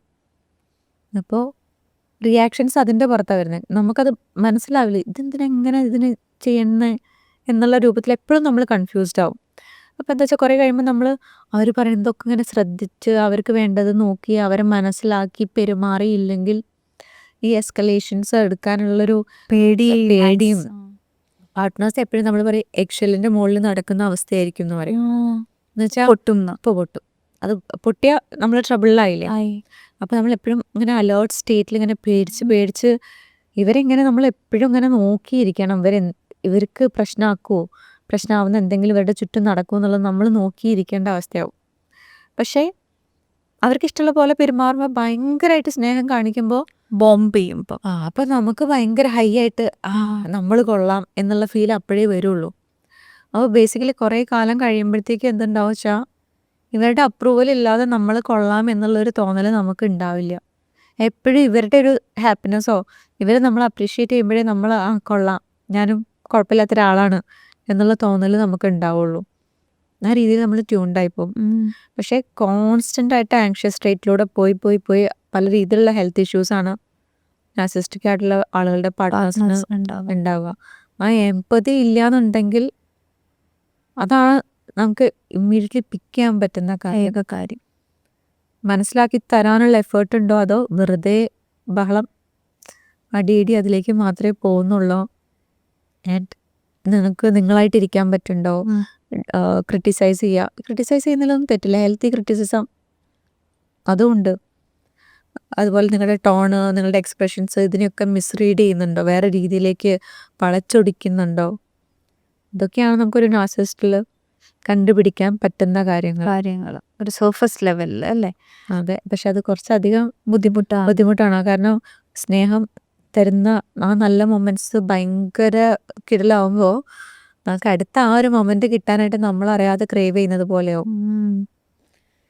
നമ്മൾ ഇപ്പം കുറച്ച് മുന്നേയൊക്കെ സിനിമയിൽ സെലിബ്രേറ്റ് ചെയ്തിരുന്ന ഇപ്പം ഫോർ എക്സാമ്പിൾ പറയുകയാണെങ്കിൽ കുറേ സിനിമകൾ എനിക്ക് പെട്ടെന്ന് ഓർമ്മ വരുന്നത് ഇപ്പം നരസിംഹത്തിൽ പറയുന്ന, അതായത് രണ്ടടി തരാൻ ഞാൻ ഇങ്ങനെ ഇതാക്കാൻ വേണ്ടിയിട്ട് ഒരു പെണ്ണ് വേണം എന്ന് പറഞ്ഞത് പണ്ടിരുന്ന് കൈയടിച്ചിട്ടുള്ള ഹൈ ആയിട്ടുള്ള ആളുകളുടെ കൂട്ടത്തിലുള്ള ആളാണ് ഞാനും. പക്ഷേ ഇപ്പോഴും ഈ ബാഡ് ബോയ് സിൻഡ്രോം ഉണ്ട്. ആൾക്കാർക്ക് ഇപ്പോഴും കുറച്ച് അഗ്രസീവായിട്ടുള്ള, ഇപ്പം നമ്മളിപ്പം എന്താ പറയുക, ആൽഫ മെയിൽ. പല സിനിമകളിലും അഗ്രസീവായിട്ട് സ്നേഹം കാണിക്കുന്ന, എല്ലാവരും ഇടിച്ചിടുന്ന, ഈവൻ റൊമാൻസ് പോലും അഗ്രസീവായിട്ട് കാണിക്കുന്ന, അല്ലെങ്കിൽ കുറച്ചൊരു എന്താണ് പറയുക, ഒരുപാട് ഗേൾ ഫ്രണ്ട്സൊക്കെ ഉള്ള അങ്ങനത്തെ ആൾക്കാർക്ക് തന്നെയാണ് ഇപ്പോഴും ഇവിടെ വാല്യൂ കൂടുതലൊന്നും നല്ലപോലെയുള്ള ആൾക്കാർക്കൊന്നും പെണ്ണ് കിട്ടുന്നില്ല എന്നും പറയുന്നുണ്ട്. അതായത് നല്ലവനായിപ്പോയി, അതുകൊണ്ട് എനിക്ക് കല്യാണം കഴിക്കാൻ പറ്റുന്നില്ല, എനിക്കൊരു പാർട്ട്ണറെ കിട്ടുന്നില്ല. ഇത് ശരിക്കും എത്രത്തോളം കറക്റ്റാണ് ഇന്നത്തെ ഒരു സാഹചര്യത്തിൽ? ഇപ്പോഴും ശരിക്കും ഈ bad boy syndrome, so called bad boy syndrome ഇപ്പോഴും വളരെ നല്ല രീതിയിൽ തന്നെ എക്സിസ്റ്റ് ചെയ്യുന്നുണ്ടോ? ഇതിൽ ഞാൻ ആദ്യം ഇങ്ങനെ പറഞ്ഞു തുടങ്ങാം കേട്ടോ. അതായത് ഈ ബാഡ് ബോയ്സ് അല്ലാത്ത ആൾക്കാരുണ്ടല്ലോ, അതായത് നമ്മളവരെ സേഫ് ആയിട്ടുള്ള ആളുകൾ എന്ന് വിചാരിക്കാം. അങ്ങനെയുള്ള ബേസിക്കലി ആ ആളുകൾ വളരെ കാമായിട്ടും ഈ പറയുന്ന ഹൈസും ലോസും ഇങ്ങനെ ആ രീതിയിൽ ബിഹേവ് ചെയ്യാത്ത സ്റ്റേബിൾ ആയിട്ടുള്ള രീതിയിൽ പോകുന്ന ആളുകളെ വിചാരിക്കൂ. അപ്പോൾ നമുക്ക് അവരുടെ കൂടെ ഇരിക്കുന്ന സമയത്ത് ബോറിംഗ് ആയിട്ടോ എക്സൈറ്റ്മെന്റ്സ് ഒന്നും ഇല്ലാത്തതുപോലെയൊക്കെ തോന്നാം. പക്ഷെ അതാണ് സേഫ്റ്റി എന്ന് പറയുന്നത്. നമ്മൾ അധികം വളർന്നു വന്നിട്ടുള്ള സാഹചര്യത്തിൽ അടി ഇടി ബഹളം, ഈ പറയുന്ന ഫിലിംസിൻ്റെ ഇൻഫ്ലുവൻസ്, ഇതെല്ലാം കൂടിയൊക്കെ വന്ന് ഈവൻ പല രീതിയിലുള്ള പ്രഷേഴ്സ് നമ്മളുടെ ലൈഫിൽ വന്നു പോയി നമ്മളുടെ ബോഡിയും നമ്മളുടെ നെർവസ് സിസ്റ്റം, നമ്മുടെ നാഡീവ്യൂഹവും ഒക്കെ വളരെ ട്യൂൺഡ് ആയിട്ടുണ്ടാവുക ഈ അപ്സ് ആൻഡ് ഡൗൺസിനോടാണ്. നമുക്ക് ഏറ്റവും കൂടുതൽ ഫെമിലിയർ ആയിട്ടുള്ളത് അതാണ്. അപ്പോൾ നമ്മളെപ്പോഴും ആ ഫെമിലിയർ ആയിട്ടുള്ള ഹെല്ല് ചൂസ് ചെയ്യും. അപ്പോൾ ഈ പാവം പിടിച്ച ആൾക്കാർ നമ്മൾ പറയുന്ന സേഫ് ആയിട്ടുള്ള സമാധാനപ്രിയരായിട്ടുള്ള ലൈഫ് നമുക്ക് അവരുടെ കൂടെയാണെങ്കിൽ ഈ പറയുന്ന പോലെ ഡിഫറെൻ്റ് ഒപ്പീനിയൻ എന്തെങ്കിലും പറഞ്ഞു കഴിഞ്ഞാൽ കുഴപ്പമുണ്ടാവില്ല. ഒരു ഡിസ്കഷനിലൂടെ ആയിരിക്കും ഡിസിഷൻ മേക്കിംഗ് വരിക. നമ്മളെ മനസ്സിലാക്കാനും എംപത്തറ്റിക് ആയിട്ടും ഒക്കെ കൂടെ നിൽക്കുന്ന ഈ ആളുകളെ നമ്മൾ പലപ്പോഴും ബോറിംഗ് ആയി കണ്ട് അവരെ ചൂസ് ചെയ്യാറില്ല എന്ന് പറയുന്ന ഒരു സാഹചര്യം ഉണ്ടാവാറുണ്ട്. മറ്റ് ഈ ബാഡ് ബോയ്സ് എന്ന് പറയുന്ന ആളുകളുടെ കാര്യം എന്ന് വരുമ്പോഴത്തേക്കും ഈ പറയുന്ന ബോഡി കെമിക്കൽസ് ആണ് അവിടെ ഫങ്ഷൻ ചെയ്യണത്. ലൈക്ക് നമ്മളിപ്പോൾ എന്താ പറയുക, ഒരു ഗാംബ്ലിങ് ചെയ്യുന്ന ആളെ വിചാരിക്കുക, അവർ എല്ലാ തവണയും ജയിച്ചിട്ടാണോ പിന്നെയും ഗാംബ്ലിങ്ങിന് പോകണേ? അല്ല, ലോസും ഉണ്ടാവുന്നുണ്ട്. പക്ഷെ ആ ലോസ് കഴിഞ്ഞിട്ട് കിട്ടുന്ന ആ വിന്നിനാണ്, അതിൻ്റെ ഹൈ ആണ് അവരുടെ റീഇൻഫോഴ്സ്മെൻറ്റ്. അതെ. അപ്പോൾ അതേ സാധനമാണ് ഈ പറയുന്ന ബാഡ് ബോയ്സോ അല്ലെങ്കിൽ ടോക്സിക് ആയിട്ടുള്ള പാറ്റേൺസിലോ കിട്ടുന്നത്. അപ്സും കിട്ടും ഡൗൺസും കിട്ടും. പക്ഷെ ആ ഡൗൺ കഴിഞ്ഞിട്ട് വരുന്ന ഹൈക്ക് വേണ്ടിയിട്ടാണ് നമ്മൾ വെയിറ്റ് ചെയ്തുകൊണ്ടിരിക്കുന്നുണ്ട്. അതൊരു അഡിക്റ്റീവ് പാറ്റേൺ ആണ്, അതൊരു ഹെൽത്തി പാറ്റേണേ അല്ല. ഇപ്പം നമ്മൾ പറഞ്ഞത് ഈ രണ്ട് കാര്യത്തിൻ്റെയും ഒരു സൈഡിലുള്ള ഗുഡും മറ്റേ സൈഡിലുള്ള ബാഡ് ആയിട്ടുള്ള കാര്യമാണ് ഞാൻ പറഞ്ഞത്. ഇതിൻ്റെ തന്നെ വേറൊരു സൈഡൂടെ പറയാം കേട്ടോ. ഇനി നേരത്തെ പറഞ്ഞ കോൺഫിഡൻ്റ് ആയിട്ടുള്ള ആളുകളില്ലേ, ഈ കോൺഫിഡൻ്റ് ആയിട്ടുള്ള ആളുകളെ ചിലപ്പോൾ നമ്മൾ ബാഡ് ബോയ്സ് ആയിട്ട് കാണാറുണ്ട്. അവർക്ക് അവരുടേതായിട്ടുള്ള ഡിസിഷൻസ്, ഒപ്പീനിയൻസ്, ബൗണ്ടറീസ്, എനിക്ക് എൻ്റെതായിട്ടുള്ള ഡിസിഷൻ മേക്കിംഗ്, ഇതൊക്കെ പറയുമ്പോഴത്തേക്കും നമ്മൾ ക്ലാരിറ്റി ഉള്ള ആൾക്കാർ. യെസ് അല്ല, ആ ക്ലാരിറ്റി ഉള്ള കോൺഫിഡൻ്റ് ആയിട്ടുള്ള ആളുകളെ ചിലപ്പോൾ നമ്മൾ ബാഡ് ബോയ്സ് ആയിട്ടും വ്യാഖ്യാനിക്കാറുണ്ട് റിലേഷൻഷിപ്സിൽ. കാരണം may be females emotionally express ചെയ്യുമ്പോഴത്തേക്കും അവർ ശരിയാവണമെന്ന് നിർബന്ധമൊന്നുമില്ല.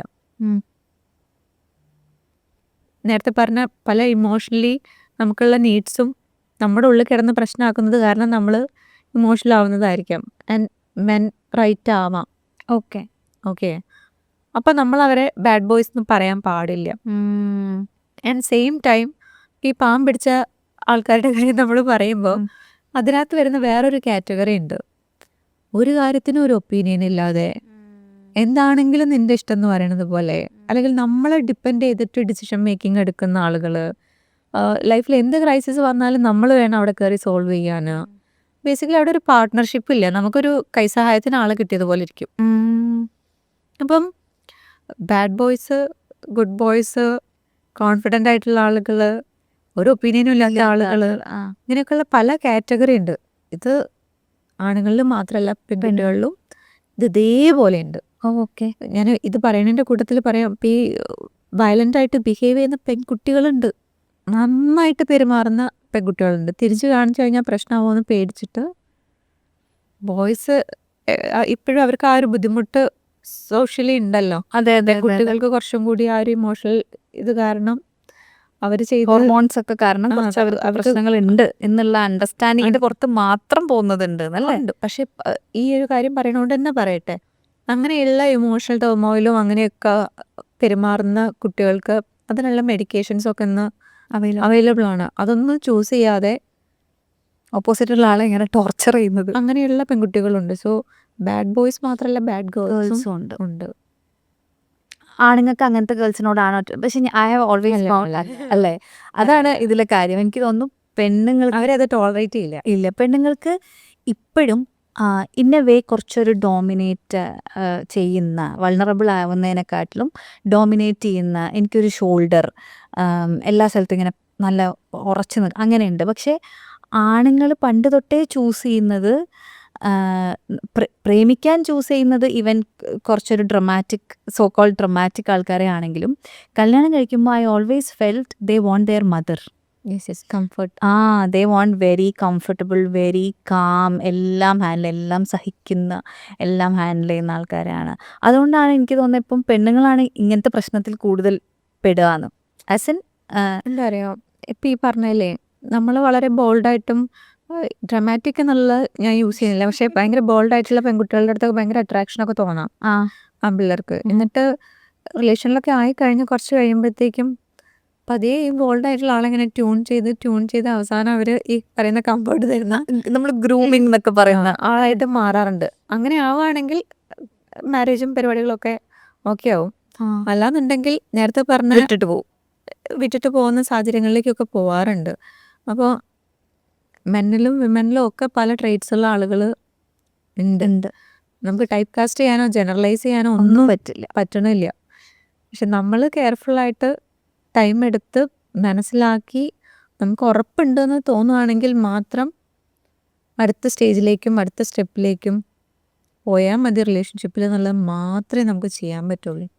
ഇനി ഒരു ടോക്സിക് റിലേഷൻഷിപ്പ് ഉണ്ടായി കഴിഞ്ഞാൽ റീബൗണ്ട് പോലെ പെട്ടെന്ന് തന്നെ അടുത്ത റിലേഷൻ ഉണ്ടാവുന്നതും, അത് റീബൗണ്ട് ആണെന്ന് മനസ്സിലാവാതെ അത് റിലേഷൻഷിപ്പ് ആണെന്ന് വിചാരിച്ച് അത് കൊണ്ട് നടന്ന് വീണ്ടും അങ്ങനെ സംഭവിക്കാറുണ്ട്.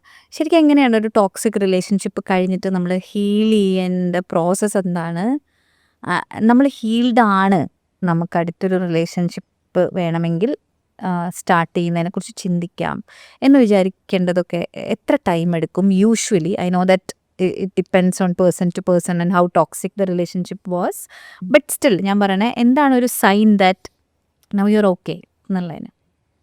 അതായത് നമ്മൾ ബേസിക്കലി ആദ്യം ആഫ്റ്റർ ബ്രേക്കപ്സ് നോക്കുക, ഇമോഷണലി അയാൾ ഈ സാഹചര്യത്തിനെ അക്സെപ്റ്റ് ചെയ്ത് അയാൾക്ക് ഇമോഷണലി റിസോൾവ് ചെയ്യാൻ പറ്റിയിട്ടുണ്ടോ, ഗ്രൗണ്ട് ചെയ്യാൻ പറ്റിയിട്ടുണ്ടോ, ഇൻറ്റേർണലി നേരത്തെ പറഞ്ഞ പോലെ നെർവസ് സിസ്റ്റം ഒക്കെ റെഗുലേറ്റഡ് ആയിട്ടുണ്ടോ, അതോ ആങ്ഷ്യസ് സ്റ്റേറ്റും കാര്യങ്ങളൊക്കെ നിൽക്കുന്നുണ്ടെങ്കിൽ നമ്മൾ അങ്ങനത്തെ സിംറ്റംസിനൊക്കെ ഒന്ന് ബെറ്റർ ആക്കാനുള്ള പൊസിഷനിങ്ങിലേക്കാണ് ഇനീഷ്യലി സെഷൻസിൽ ആദ്യം നോക്കാം.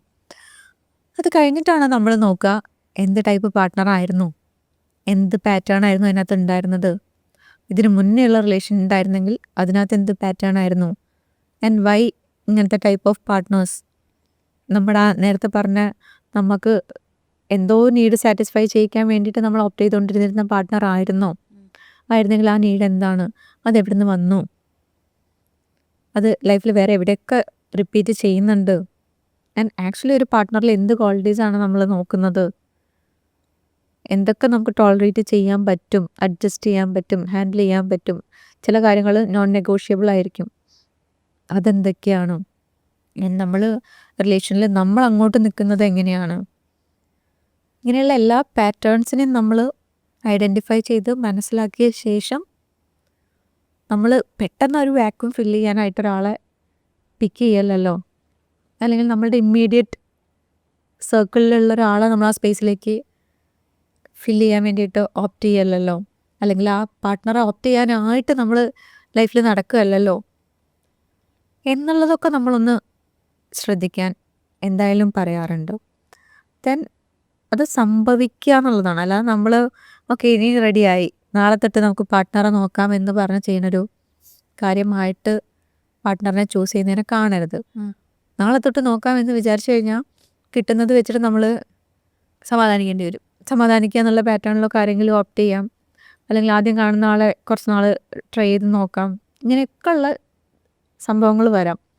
അത് ഓർഗാനിക്കലി സംഭവിക്കട്ടെ. നമ്മൾക്ക് ആപ്റ്റാണെന്ന് തോന്നുന്ന ഒരാളുടെ അടുത്ത് നമുക്ക് താല്പര്യം തോന്നുകയാണെങ്കിൽ, സംസാരിച്ചിട്ട് കംഫർട്ടബിൾ ആവുകയാണെങ്കിൽ അടുത്ത സ്റ്റെപ്പിലേക്ക് പ്രൊസീഡ് ചെയ്യാം. ആൻഡ് ഈ പഠിച്ചു വെച്ച് നമ്മൾ ചെക്ക് ചെയ്തിട്ടുള്ള പാറ്റേൺസ് ഒന്നും അവിടെ റിപ്പീറ്റ് ആവുന്നില്ലല്ലോ എന്നുള്ളതും കൂടി കെയർഫുള്ളി വാച്ച് ചെയ്തിട്ട് വേണം അടുത്തടുത്ത സ്റ്റെപ്സിലേക്ക് പോകാൻ. പിന്നെ നമ്മൾ എല്ലാ സമയത്തും ഞാൻ കേട്ടിട്ടുണ്ട് ആൾക്കാർ പറയണത് ഒരു മാരേജ് എന്ന് പറഞ്ഞാൽ, അല്ലെങ്കിൽ ഒരു റൊമാൻറ്റിക് റിലേഷൻഷിപ്പ്, ഞാൻ മാരേജ് എന്ന് തന്നെ പറയണില്ല, അത് 2 പേര് മാത്രം തമ്മിലുള്ള ഒരു ബിസിനസ്സാണ് എന്ന് പറയാറുണ്ട്. പക്ഷേ ഇന്ത്യൻ കൾച്ചറിൽ അത് എത്രത്തോളം പോസിബിളാണ് ഇന്നും, അല്ലെങ്കിൽ എത്രത്തോളം അത് 2 പേര് മാത്രമുള്ളതാണ്? I always felt that it's about 2 families also എന്ന് എനിക്ക് പേഴ്സണലി ഫീൽ ചെയ്തിട്ടുണ്ട്. അത് എങ്ങനെയാണ് അത്? ആ ഓക്കെ, നമ്മുടെ പറഞ്ഞ വളരെ കറക്റ്റാണ് കേട്ടോ. നമ്മുടെ ഒരു കൾച്ചറിൽ നമ്മളെപ്പോഴും ഒരു പാർട്ട്ണർ ചൂസ് ചെയ്യുമ്പോൾ എൻ്റെ അച്ഛനും അമ്മയ്ക്കും ഇഷ്ടമാവോ, എല്ലാ കുടുംബത്തിനും ബാക്കി എല്ലാവരും ആലോചിച്ചില്ലെങ്കിലും പാരൻസിനെങ്കിലും ഓക്കെ ആവുമോ എന്നുള്ളൊരു തോട്ടൊക്കെ നമുക്ക് എപ്പോഴും അത് അങ്ങനെയാണ് വരാറുള്ളത് എന്നുള്ളൊരു സാധനമുണ്ട്. പക്ഷേ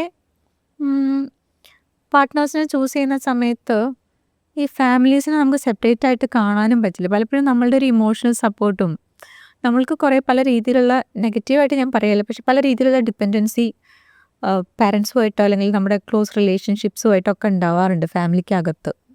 മേ ബി ഡിസിഷൻ മേക്കിങ്ങിലായിരിക്കാം, അല്ലെങ്കിൽ നമ്മളുടെ കരിയർ, നമ്മളുടെ ഫൈനാൻഷ്യൽ സിറ്റുവേഷൻസ്, പല കാര്യങ്ങളിലും ഉണ്ടാവാറുണ്ട്. സോ ആഫ്റ്റർ മാരേജ് വരുമ്പോൾ ഒരാളും കൂടി വരികയാണ്. അപ്പോൾ അതൊരു ആ 2 പേരുള്ളത് ഒരു യൂണിറ്റ് ആണോ അല്ലെങ്കിൽ ഒരു ന്യൂ ഫാമിലി ആണോ എന്നുള്ളത് പലപ്പോഴും കപ്പിൾസിന് ഐഡൻറ്റിഫൈ ചെയ്യാൻ പറ്റാറില്ല. അവർക്ക് വിചാരിച്ചു വെക്കുന്നത് എൻ്റെ ഫാമിലിയിലേക്ക് ഒരാളെ കൊണ്ടുവന്നിട്ട് നമ്മളൊരു ഫാമിലി ആയി എന്നുള്ളതാണ്.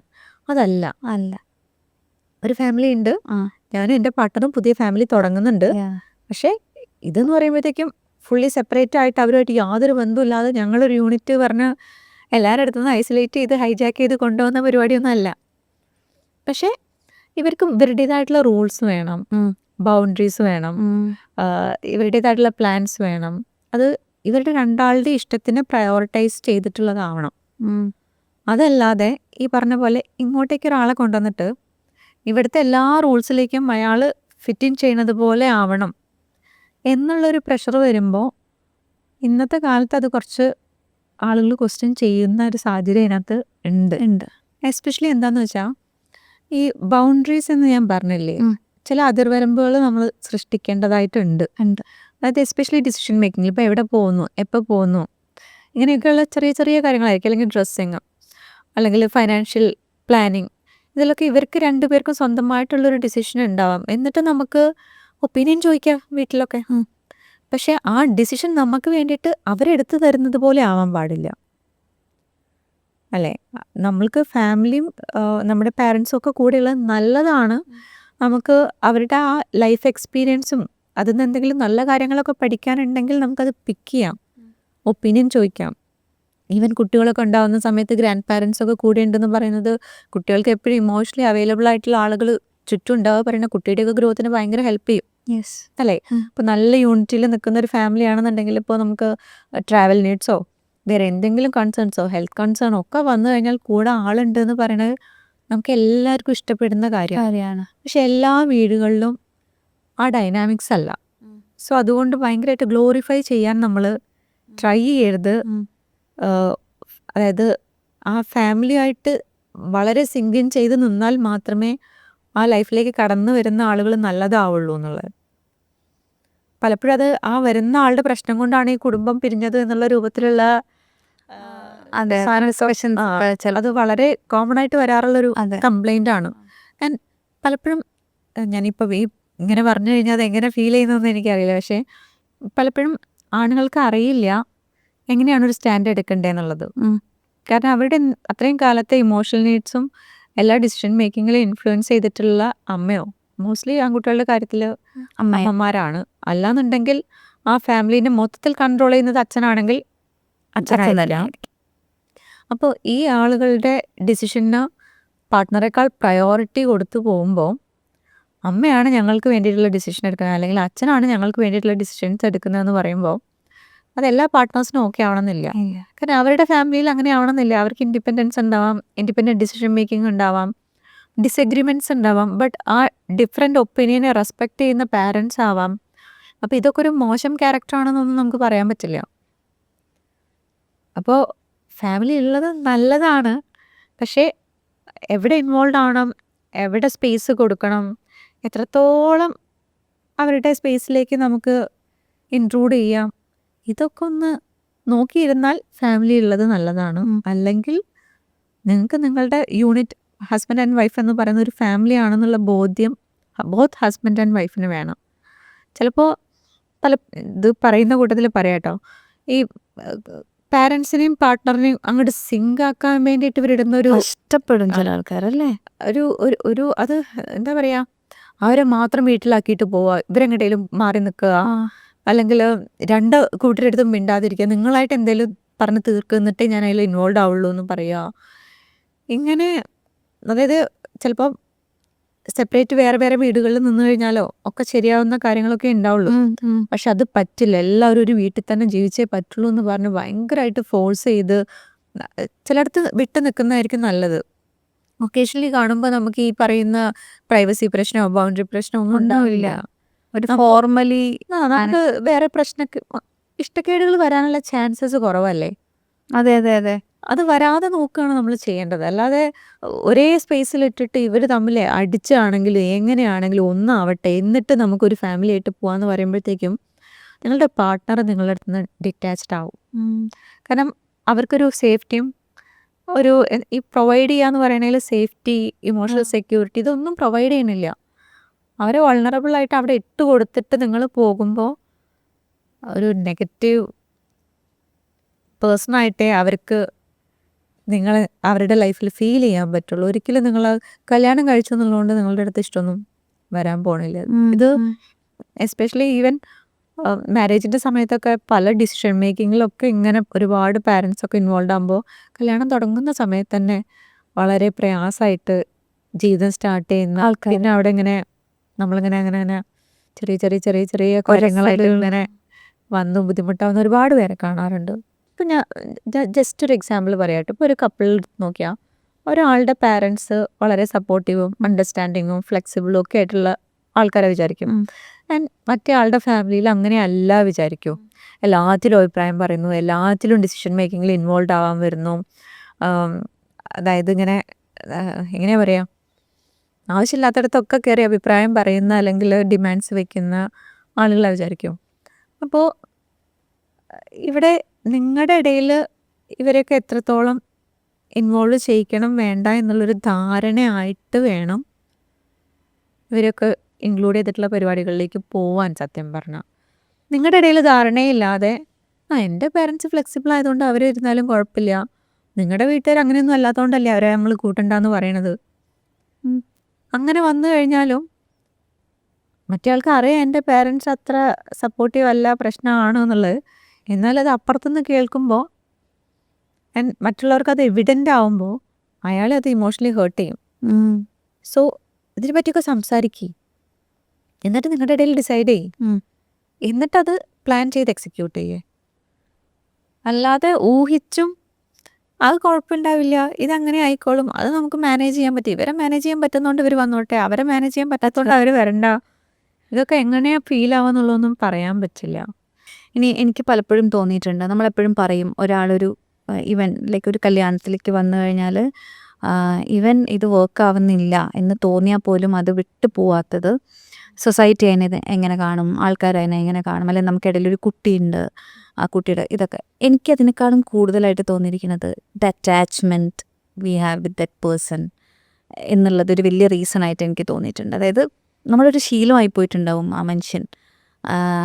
അത് സ്ത്രീകളാണെങ്കിലും പുരുഷന്മാർ, പക്ഷേ സ്ത്രീകൾക്കാണ് കൂടുതൽ അറ്റാച്ച്മെൻറ്റ് ഉണ്ടാവാറെന്ന് എനിക്ക് പേഴ്സണലി തോന്നിയിട്ടുണ്ട്. അപ്പോൾ ശരിക്കും നമ്മുടെ അറ്റാച്ച്മെൻറ്റ് സ്റ്റൈൽസ് ഉണ്ടല്ലോ, അത് ഏതൊക്കെയാണ്, അതെങ്ങനെയൊക്കെയാണ് റിലേഷൻഷിപ്പിനെ ബാധിക്കുക? ഇപ്പം ഈ പറഞ്ഞാലോ എസ്പെഷ്യലി ആങ്ഷ്യസ് ആയിട്ടുള്ള അറ്റാച്ച്മെൻറ്റ് സ്റ്റൈലാണ് ഈ രീതിയിലൊക്കെ റിലേഷൻഷിപ്പിൽ നിന്ന് വിട്ടു പോവാതിരിക്കാൻ വേണ്ടിയിട്ട് ഉള്ളത്. അതായത് അപ്പുറത്തുള്ള ആളില്ലെങ്കിൽ എന്നുള്ള Fear ഞാൻ ഉണ്ടാവും. എന്ത് ചെയ്യും, ഒറ്റയ്ക്ക് ഞാൻ എന്ത് ചെയ്യും, അതാണ് ആങ്ഷ്യസ് അറ്റാച്ച്മെൻറ്റ് സ്റ്റൈൽ. അവർക്ക് പാർട്ട്ണർ പോവാന്ന് പറഞ്ഞു കഴിഞ്ഞാൽ തന്നെ അവരുടെ എൻ്റെ സിസ്റ്റം കൊളാപ്സ് ആവുകയാണെന്നുള്ളതാണ്. അവരുടെ എക്സിസ്റ്റൻസിനെ തന്നെ അവർ ക്വസ്റ്റ്യൻ ചെയ്യുന്നത് പോലെയാണ് വരിക. അത് പാർട്ട്ണർ പോവാന്നൊന്നും വേണ്ട, അവരുടെ പാർട്ട്ണറുടെ മൂഡൊന്ന് മാറിയാൽ, അവരുടെ ഫേഷ്യൽ എക്സ്പ്രഷൻ ഒന്ന് മാറിയാൽ, പാർട്ട്ണർ വേറെ എന്തെങ്കിലും കാര്യം കാരണം ഡിസ്റ്റർബ്ഡ് ആയാൽ പോലും പാർട്ട്ണർ ആങ്ഷ്യസ് ആവും. പിന്നെ അയാളെ എങ്ങനെ ഓക്കെ ആക്കാം, ഹാപ്പി ആക്കി ഇരുത്തേണ്ടത് നമ്മുടെ റെസ്പോൺസിബിലിറ്റി ആണ്. കാരണം നമ്മുടെ ലൈഫാണ്, അങ്ങനെയാണ് അത് ഫീൽ ചെയ്യുക. അപ്പോൾ വഴക്കുകളാണെങ്കിലും എന്ത് കാര്യങ്ങളാണെന്നുണ്ടെങ്കിലും ഇവർക്കുണ്ടാവുന്ന ഇമോഷൻസ് എന്ന് പറയുന്നത് ഭയങ്കര ഹൈ ആയിരിക്കും. ടോളറേറ്റ് ചെയ്യാൻ പറ്റാത്ത രൂപത്തിലായിരിക്കും ഇമോഷണൽ ഡിപ്പെൻഡൻസി പാർട്ട്ണറിൻ്റെ അടുത്ത് ഉണ്ടാവുക. അപ്പോൾ അവരെപ്പോഴും കൂടെ വേണം എന്നുള്ള പോലത്തെ നീഡ്സ് ഉണ്ടാവാം. എന്നിട്ട് അത് പ്രാക്ടിക്കലി അത്രയും പോസിബിൾ ആവണമെന്നില്ല എപ്പോഴും കൂടെ ഇരിക്കുക, എല്ലാ കാര്യത്തിനും ഒരുമിച്ച് എന്നുള്ള പാറ്റേണൊക്കെ. അവർക്ക് അവരുടേതായിട്ടുള്ള കാര്യങ്ങളോ ഒക്കെ ഉണ്ട്. എന്തെങ്കിലുമൊക്കെ പറഞ്ഞു കഴിഞ്ഞാൽ ഞാനില്ലാത്തൊരു പ്ലാൻ എന്ന് പറയുമ്പോഴത്തേക്കും ഞാൻ ഒറ്റപ്പെട്ടു എന്നുള്ള രീതിയിലേക്കുള്ള ഫിയറാണ് വരിക. ആൾക്കാരുണ്ടെന്ന് പറഞ്ഞിട്ടും കാര്യമില്ല, ഇവരൊന്നും വിശ്വസിക്കാൻ പറ്റില്ല, അവർക്ക് അവരുടെ കാര്യം വരുമ്പോൾ നമ്മളെ ഇട്ടിട്ട് പോവും. അങ്ങനെയൊക്കെയുള്ള തോട്ട്സ്, ഫിയേഴ്സും ഒക്കെയാണ് ആങ്ഷ്യസ് പാറ്റേൺസിൽ വരിക. അപ്പം പക്ഷേ സെപ്പറേറ്റഡ് ആവാന്ന് പറയുന്നത് പലപ്പോഴും ഇങ്ങനെയുള്ള ആളുകളുടെ കേസിൽ വരുമ്പം അപ്പുറത്തുള്ള ആൾക്ക് ചിലപ്പം ഇത് ഫുൾഫിൽ ചെയ്യാൻ പറ്റാതെ വരുമ്പോൾ ഇപ്പുറത്തുള്ള ആൾ തന്നെ ഞാൻ അയാൾക്കൊരു ശല്യമായിട്ട് മാറുന്നുണ്ട്, അങ്ങനെ എന്നൊക്കെയുള്ള രൂപത്തിൽ സെൽഫ് ബ്ലെയിമിലേക്ക് വരാം. ഞാൻ ഓവർ നീഡിയാണ് എന്നുള്ള രൂപത്തിലേക്ക് ആളുകൾക്ക് ഫീൽ ചെയ്ത് പോവാറുണ്ട്. ചിലപ്പോൾ ഇട്ടിട്ട് പോകുമെന്നുള്ള ഫിയർ കാരണം ചിലപ്പോൾ ആദ്യം നമ്മൾ തന്നെ ഇട്ടിട്ട് പോവാൻ നോക്കുന്ന ആളുകൾ ഉണ്ടാവാറുണ്ട്. കാരണം ഫിയർ ഓഫ് റിജക്ഷൻ. കാരണം എന്നെ വേറൊരാൾ റിജക്റ്റ് ചെയ്യരുത്, നല്ല ഞാൻ വിട്ടിട്ട് പോണതാണ്, ഞാൻ ആർക്കും ഒരു ശല്യമാവണ്ട എന്ന് തോന്നിയിട്ടവർ എന്നാലെങ്കിൽ ഇയാൾ സമാധാനം സന്തോഷമായിട്ട് ജീവിക്കട്ടെ എന്ന് പറഞ്ഞ് പോകുന്ന ആളുകൾ ഉണ്ടാവാറുണ്ട്. അല്ലെങ്കിൽ പിന്നെ മറ്റേ ആൾക്ക് ഇങ്ങനെയൊന്നും എനിക്ക് ചെയ്യാൻ പറ്റില്ല എന്ന് പറഞ്ഞിട്ട് വിട്ടിട്ട് പോവാറുണ്ട്. ഇതൊക്കെയാണ് ആങ്ഷ്യസ് അറ്റാച്ച്മെൻറ്റ് സ്റ്റൈലിൽ വരുന്ന പാറ്റേൺ.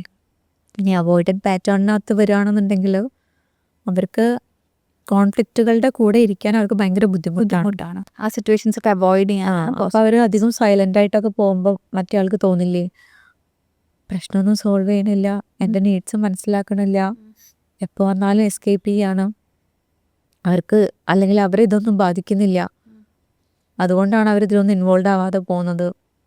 അങ്ങനെയൊക്കെ തോന്നിക്കഴിഞ്ഞാലും ഒരു ഈക്വൽ പാർട്ടിസിപ്പേഷൻ ഡിസിഷൻ മേക്കിങ്ങിലോ ലൈഫിലെ കാര്യങ്ങളിലോ വരുന്നില്ല തോന്നുമ്പോൾ നമുക്ക് ആ ഇൻറ്റിമസിയാണ് ഇവിടെയൊക്കെ കുറഞ്ഞു വരും, ആ ഇമോഷണൽ കണക്ഷൻ കുറഞ്ഞു വരും. ഇനി ഡിസോർഗനൈസ്ഡ് ആയിട്ടുള്ള പാറ്റേണൊക്കെ വരികയാണെന്നുണ്ടെങ്കിൽ അവർക്ക് എപ്പോഴാണ് ദേഷ്യം വരിക, എപ്പോഴാണ് ഇമോഷൻസ് അങ്ങോട്ടും ഇങ്ങോട്ടും മാറാം, ഒന്നും നമുക്ക് പ്രെഡിക്റ്റ് ചെയ്യാൻ പറ്റില്ല. അവിടെയാണ് വയലൻ്റായിട്ട് ബിഹേവ് ചെയ്യുന്നതൊക്കെ നോർമലായിട്ടൊക്കെ ആ ആളുകൾ കാണുന്നുണ്ടാവുക. ഈ ആൾ അൺപ്രഡിക്റ്റബിൾ ആണെന്ന് പറയുമ്പോൾ അവരെപ്പോഴും ആങ്ഷ്യസ് സ്റ്റേറ്റിലാവും പോകുന്നുണ്ടാവുക. ഓപ്പോസിറ്റ് ആണ് എപ്പോഴും ആങ്ഷ്യസ് സ്റ്റേറ്റിലാവും പോകുന്നുണ്ടാവുക.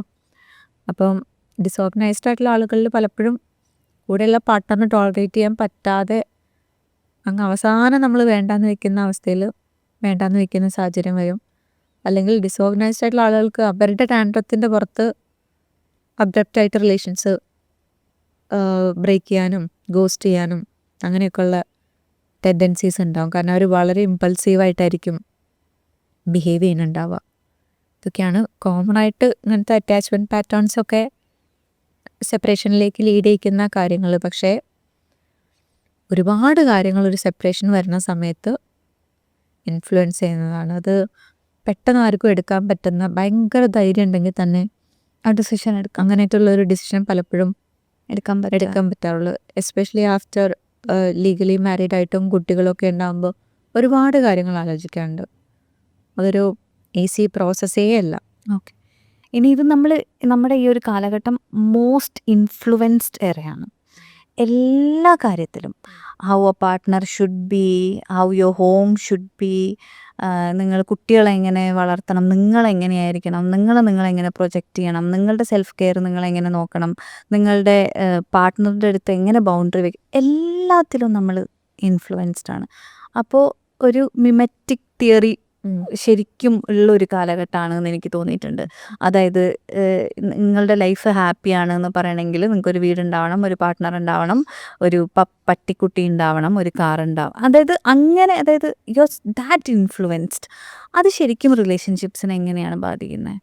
എല്ലാവർക്കും അപ്രൂവൽ, അതായത് എല്ലാവർക്കും ഇഷ്ടപ്പെടുന്ന, എല്ലാവർക്കും വേണമെന്ന് തോന്നുന്ന സാധനത്തിനോട് അല്ലെങ്കിൽ സാഹചര്യത്തിനോട് നമുക്കും ഒരു അട്രാക്ഷൻ, നമുക്കും അതുപോലെ വേണം.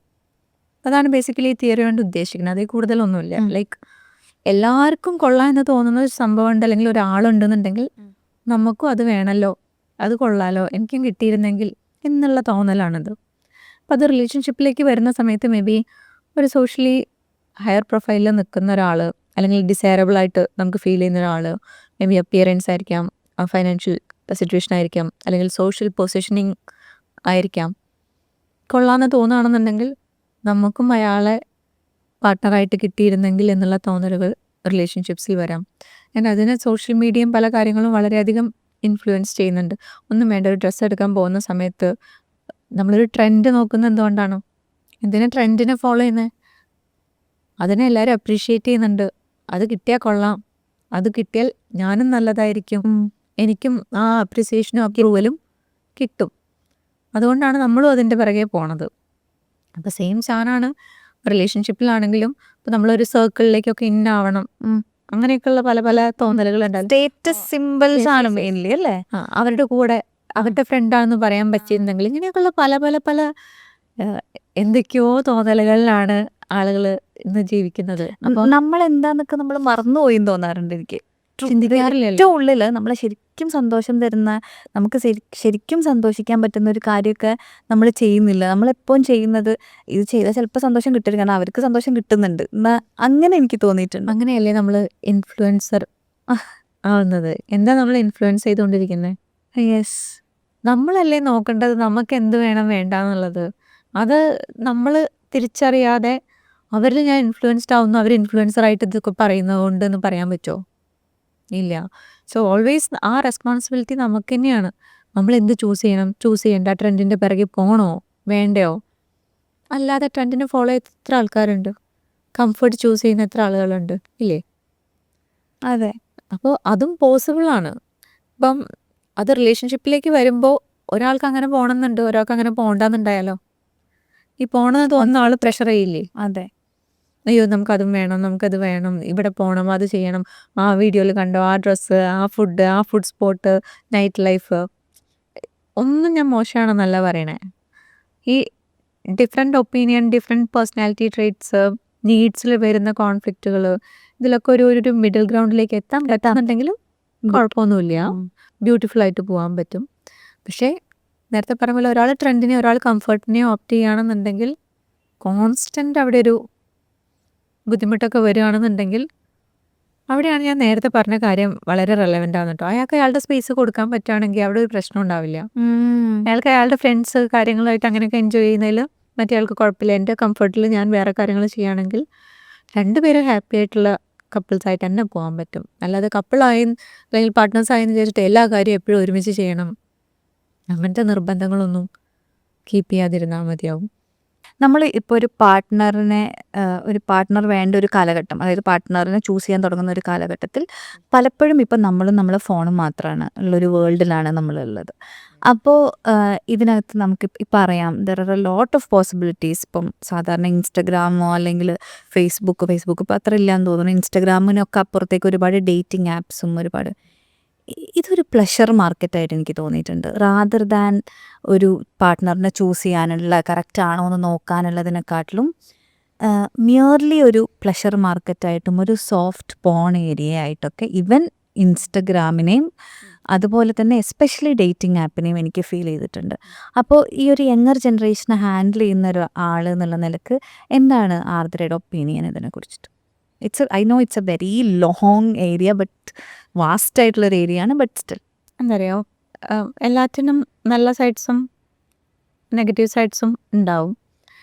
നമ്മളിപ്പോൾ നെഗറ്റീവ് സൈഡ്സ് പറയുകയാണെന്നുണ്ടെങ്കിൽ ഈ പറയുന്ന സ്വൈപ്പിംഗ് വളരെ പ്രശ്നം ഉണ്ടാക്കുന്ന ഒരു കാര്യമാണ്. അത് ഡേറ്റിംഗ് ആപ്പ് എന്നുള്ളതല്ല, എല്ലാ രീതിയിലും ഫ്രാക്ഷൻ ഓഫ് സെക്കൻഡ്സിൽ ഇഷ്ടമല്ലാത്തൊരു കാര്യത്തിനെ സ്വൈപ്പ് ചെയ്താൽ ലൈഫിൽ നിന്ന് അത് മാറിക്കിട്ടും. അത് തരുന്നൊരു സന്തോഷ സമാധാനം ആലോചിച്ച് നോക്കിയേ. നമ്മുടെ ലൈഫിലെ പ്രശ്നങ്ങൾ അങ്ങനെ മാറുന്നതാണോ? അല്ലല്ലോ. അല്ല, ഒന്നും അങ്ങനെയല്ല. അപ്പം ഇഷ്ടമില്ല എന്ന് പറഞ്ഞു കഴിഞ്ഞാൽ സ്വൈപ്പ് അത് പറ്റില്ല. അതുപോലെ കൊള്ളാം എന്നുള്ള രൂപത്തിൽ നമുക്കിങ്ങനെ എക്സൈറ്റ്മെൻറ്റും തരിക എന്ന് പറയുന്നത് ഫ്രാക്ഷൻ ഓഫ് സെക്കൻഡിൽ എപ്പോഴും നടക്കുന്ന കാര്യമല്ല. ആൻഡ് റിലേഷൻഷിപ്സ് എന്നൊക്കെ പറയുന്നതിൽ ഈ എക്സൈറ്റ്മെൻറ്റ് ഫേസ് ഒക്കെ ചിലപ്പോൾ ഫെയ്ഡ് ആവുന്നതൊക്കെ വരും. അപ്പോൾ നമ്മൾ അടുത്ത എക്സൈറ്റ്മെൻറ്റിലേക്ക് പോവോ? നമ്മൾ ശീലിച്ച് വരുന്നത് അതാണെങ്കിൽ നമ്മൾ അതിലേക്ക് പോകാനോ നമുക്ക് ടെൻഡൻസി ഉണ്ടാവും. അപ്പോൾ റിലേഷൻഷിപ്പിൽ സ്റ്റെബിലിറ്റി അല്ലേ മിസ്സാവുന്നത്? അതെ. ഇപ്പോൾ കമ്പാറ്റബിലിറ്റി ഇഷ്യൂ ഇല്ലാത്തത് കൊണ്ട് ഒരാൾ സെപ്പറേറ്റഡ് ആവുന്നത് പോലെ അല്ല, എക്സൈറ്റ്മെൻറ്റ് പോകുമ്പോഴത്തേക്കും നമ്മൾ അടുത്ത എക്സൈറ്റ്മെൻറ്റിൻ്റെ പിറകെ പോകുന്നത്.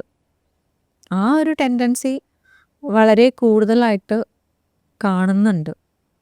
പിന്നെ സോഫ്റ്റ് പോണിൻ്റെ കാര്യം പറയുമ്പം ഇപ്പോൾ എസ്പെഷ്യലി പോൺ ഏരിയനെ പറ്റിയുള്ള കോൺവെർസേഷൻസ് വളരെ കുറവാണ് പബ്ലിക്കലി. ഓക്കെ, അത് എങ്ങനെയാണ് പറയുക, നമ്മൾ കാണുന്ന കാര്യങ്ങൾ റിയൽ ലൈഫിൽ അതുപോലെ നമ്മൾ എക്സൈറ്റ് ചെയ്യിക്കുന്ന രൂപത്തിലേക്ക് ബിഹേവ് ചെയ്യാനൊന്നും പാർട്ട്നേഴ്സിന് എപ്പോഴും പറ്റണമെന്നില്ല.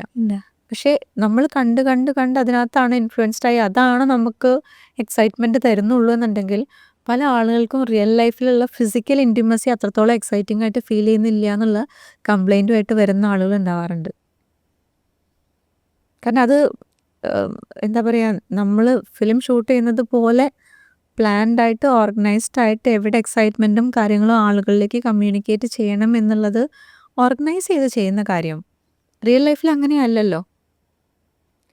അപ്പോൾ അതിൽ നിന്ന് കിട്ടുന്ന അതേ എക്സൈറ്റ്മെൻറ്റ് റിയൽ ലൈഫിൽ കിട്ടാത്തത് കാരണം ഫ്രസ്ട്രേറ്റഡ് ആവുന്ന ഒരുപാട് മെയിൽ പാർട്ട്നേഴ്സും അതേപോലെ തന്നെ ഫീമെയിൽസിൻ്റെ കാര്യത്തിൽ വന്നു കഴിഞ്ഞാൽ അവർക്ക് അവരുടെ ഫിസിക്കൽ അപ്പിയറൻസിൻ്റെയും പല കാര്യത്തിലും ഞാൻ ഇനഫ് അല്ലേ എന്നുള്ളൊരു തോന്നലും അതിലേക്ക് പോകാനുള്ള പേടിയും, ഈവൻ റിലേഷൻഷിപ്പിൻ്റെ ഒരു കമ്മിറ്റ്മെൻറ്റ് ഫേസ് മാരേജ് എന്നൊക്കെ ആകുമ്പോഴത്തേക്കും ഫിയർ ഓഫ് കമ്മിറ്റ്മെൻറ്റ് വരെ ഇങ്ങനത്തെ കാര്യങ്ങൾ കാരണം കമ്മിറ്റ്മെൻറ്റ് മാരേജ് എന്നൊക്കെ പറയുന്നതിൽ നിന്നൊക്കെ ബാക്കോട്ട് വരാനുള്ള അങ്ങനെയൊക്കെയുള്ള ബുദ്ധിമുട്ടുകൾ, ഇങ്ങനെയുള്ള കാര്യങ്ങൾ വളരെ ഡീപ്പറായിട്ട് പലരെയും ബാധിക്കുന്നുണ്ട്. ഇത് എല്ലാവരെയും ബാധിക്കുന്നല്ല ഞാൻ പറയുന്നത്, പക്ഷേ അങ്ങനെ ബാധിക്കുന്ന എന്നത് തുറന്ന് പറയാൻ പറ്റാത്തൊരു പോപ്പുലേഷനുണ്ട്.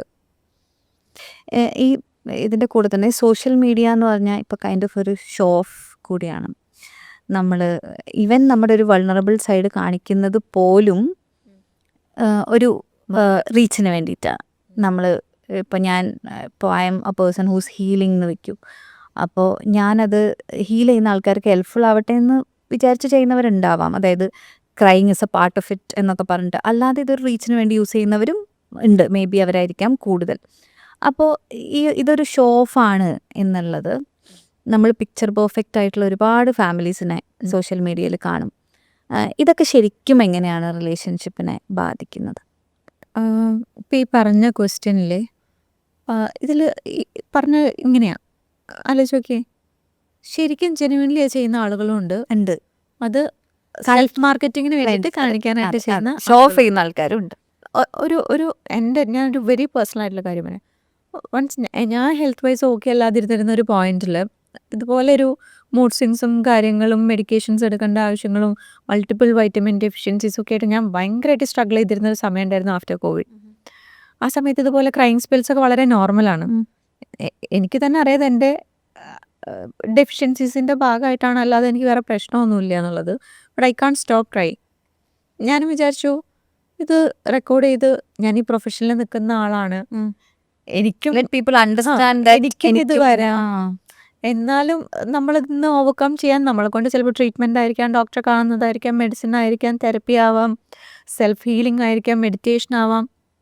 ഇതൊക്കെയാണ് നമ്മളും നമ്മളെ എംപവർ ചെയ്യാനും ബെറ്റർ ആക്കാനും ചെയ്യുന്നത്. And you can also do എന്നുള്ളൊരു സെൻസിൽ നമ്മൾ ചെയ്താലോ എന്ന് ഞാനിങ്ങനെ വിചാരിച്ചു. പക്ഷെ നമ്മൾ എഗെയിൻ ഈ പറഞ്ഞ പോലെ ക്രോസ് ആയിട്ട് ഇങ്ങനെ അനലൈസ് ചെയ്യുമ്പോൾ അവസാനം ഞാൻ ഇതിട്ടിട്ട് മാർക്കറ്റ് ചെയ്തിട്ട് വേണം എനിക്ക് ജീവിക്കാൻ എന്നുള്ള രൂപത്തിലേക്ക് അതിനെ ആളുകൾ ഇവാലുവേറ്റ് ചെയ്യുകയാണെന്നുണ്ടെങ്കിൽ അതെനിക്ക് വേണ്ടാന്ന് തോന്നിയിട്ട് ഞാനത് ചെയ്തില്ല. പക്ഷെ ആലോചിച്ച് നോക്കി, ഇങ്ങനെ മാർക്കറ്റ് ചെയ്യുന്ന ആളുകൾ ഇല്ലായിരുന്നു എന്നുണ്ടെങ്കിൽ നമുക്കത് ചെയ്യാൻ അതുപോലെ ജെനുവിന് ഒരുപാട് പേർക്ക് അത് ഹെൽപ്ഫുൾ ആവുമായിരുന്നു. അതുപോലെ ജെനുവിനിൽ ചെയ്യുന്നതും മറ്റും നമുക്ക് ഡിഫറൻഷിയേറ്റ് ചെയ്യാൻ പറ്റാത്തിടത്തോളം നമ്മളെ പോലെയുള്ള ആളുകൾ നല്ലതുപോലും ചെയ്യണ്ടെന്ന് വിചാരിക്കും. പക്ഷെ നല്ല രീതിയിൽ അങ്ങനെ ചെയ്യുന്ന ആളുകളുടെ നിന്ന് നമ്മൾ വരെ ഇൻസ്പയർഡ് ആവാറുണ്ട്. ചില കാര്യങ്ങൾ പുറത്ത് പറയണം എന്നുള്ള രൂപത്തിലുള്ള ധൈര്യം തരുന്നതാവും ചിലത് റിലേഷൻഷിപ്പിനകത്തൊക്കെ വരുന്ന ചില കാര്യങ്ങളൊക്കെ പോസിറ്റീവായിട്ടുള്ള രീതിയിൽ റെക്കോർഡ് ചെയ്തിട്ട് കാണിക്കുന്ന കുട്ടികളുടെയൊക്കെ കാണിക്കുന്ന നല്ലതായിട്ടുള്ള കാര്യങ്ങൾ ഇൻസ്പയറിംഗ് ആയിട്ട് ഫീൽ ചെയ്യാറുണ്ട്. അതേസമയം ഇപ്പോൾ വീട്ടിൽ നടക്കുന്ന ഫിസിക്കൽ വയലൻസ്, ഫിസിക്കൽ അബ്യൂസ് അതിൻ്റെയൊക്കെ വീഡിയോസ് ഇടുന്ന ഞാനൊരു അക്കൗണ്ട് കണ്ടതാണ്. വീട്ടിൽ പാരൻസിൻ്റെ ഒരു ഫൈറ്റ് മാത്രമാണ് ആ അക്കൗണ്ടിൽ റീലായിട്ട് വരുന്നുള്ളൂ. അതൊരു കേരളത്തിൽ നിന്നുള്ള പേജായിരുന്നു.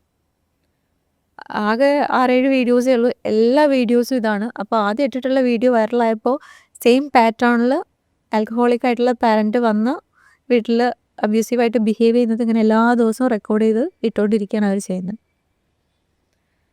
ഇതിൽ നമ്മൾ കമൻറ്റ് ചെയ്യാൻ പോയി കഴിഞ്ഞാൽ നമ്മുടെ ടൈം വെറുതെ പോകുന്നു. നമുക്കതിനകത്ത് ഒരു ചേഞ്ചസും വരുത്താൻ പറ്റില്ല. നമുക്ക് അവരെ ചെന്ന് കണ്ട് ഇതിനകത്ത് ഇങ്ങനെയല്ല ചെയ്യേണ്ടതെന്ന് പറയാൻ പറ്റില്ല, അല്ലേ?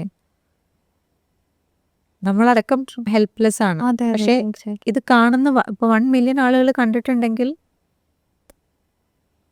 ആക്ഷനൊന്നും നടക്കുന്നില്ല. നമ്മൾ കാഴ്ചക്കാരായിട്ട് നിൽക്കുന്നു എന്നുള്ളതേ ഉള്ളൂ. അതെ, ചിലർക്കത് എല്ലാ വീട്ടിലും ഇങ്ങനെ ഉണ്ടെന്ന് തോന്നിയാലോ? അതെ, ദിസ് ഇസ് വെരി നോർമൽ എന്ന് തോന്നിയാലോ?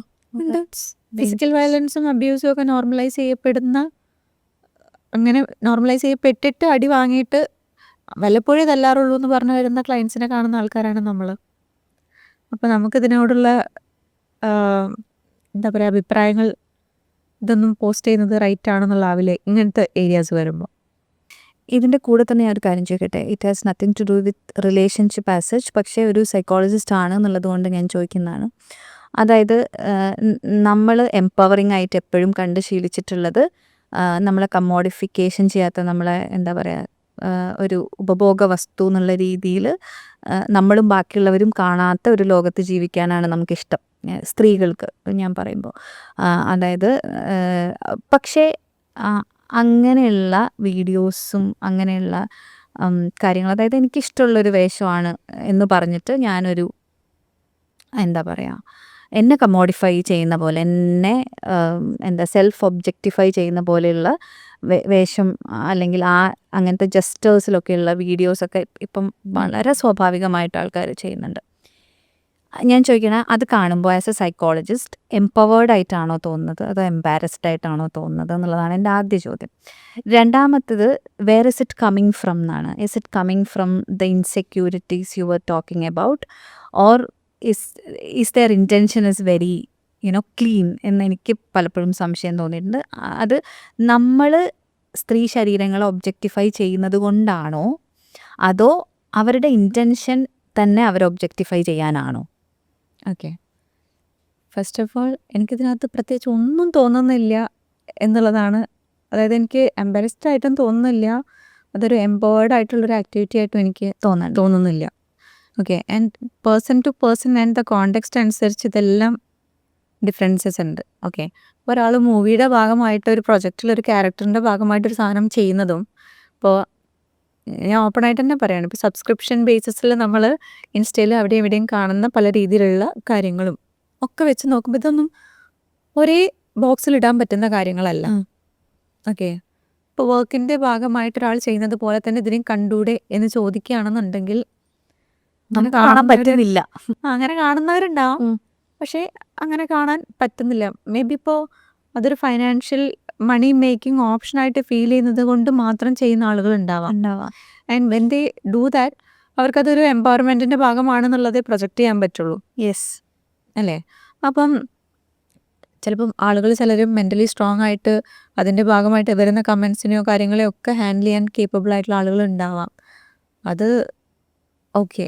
പക്ഷേ അത് കാണാൻ പോകുന്ന ആളുകളെ അവരുടെ ലൈഫിനെ അതെങ്ങനെ ബാധിക്കുന്നു എന്നുള്ളതിൽ മാത്രമേ ഈ കാണുന്ന ആളുകൾ ചൂസ് ചെയ്യേണ്ട കാര്യമുള്ളൂ.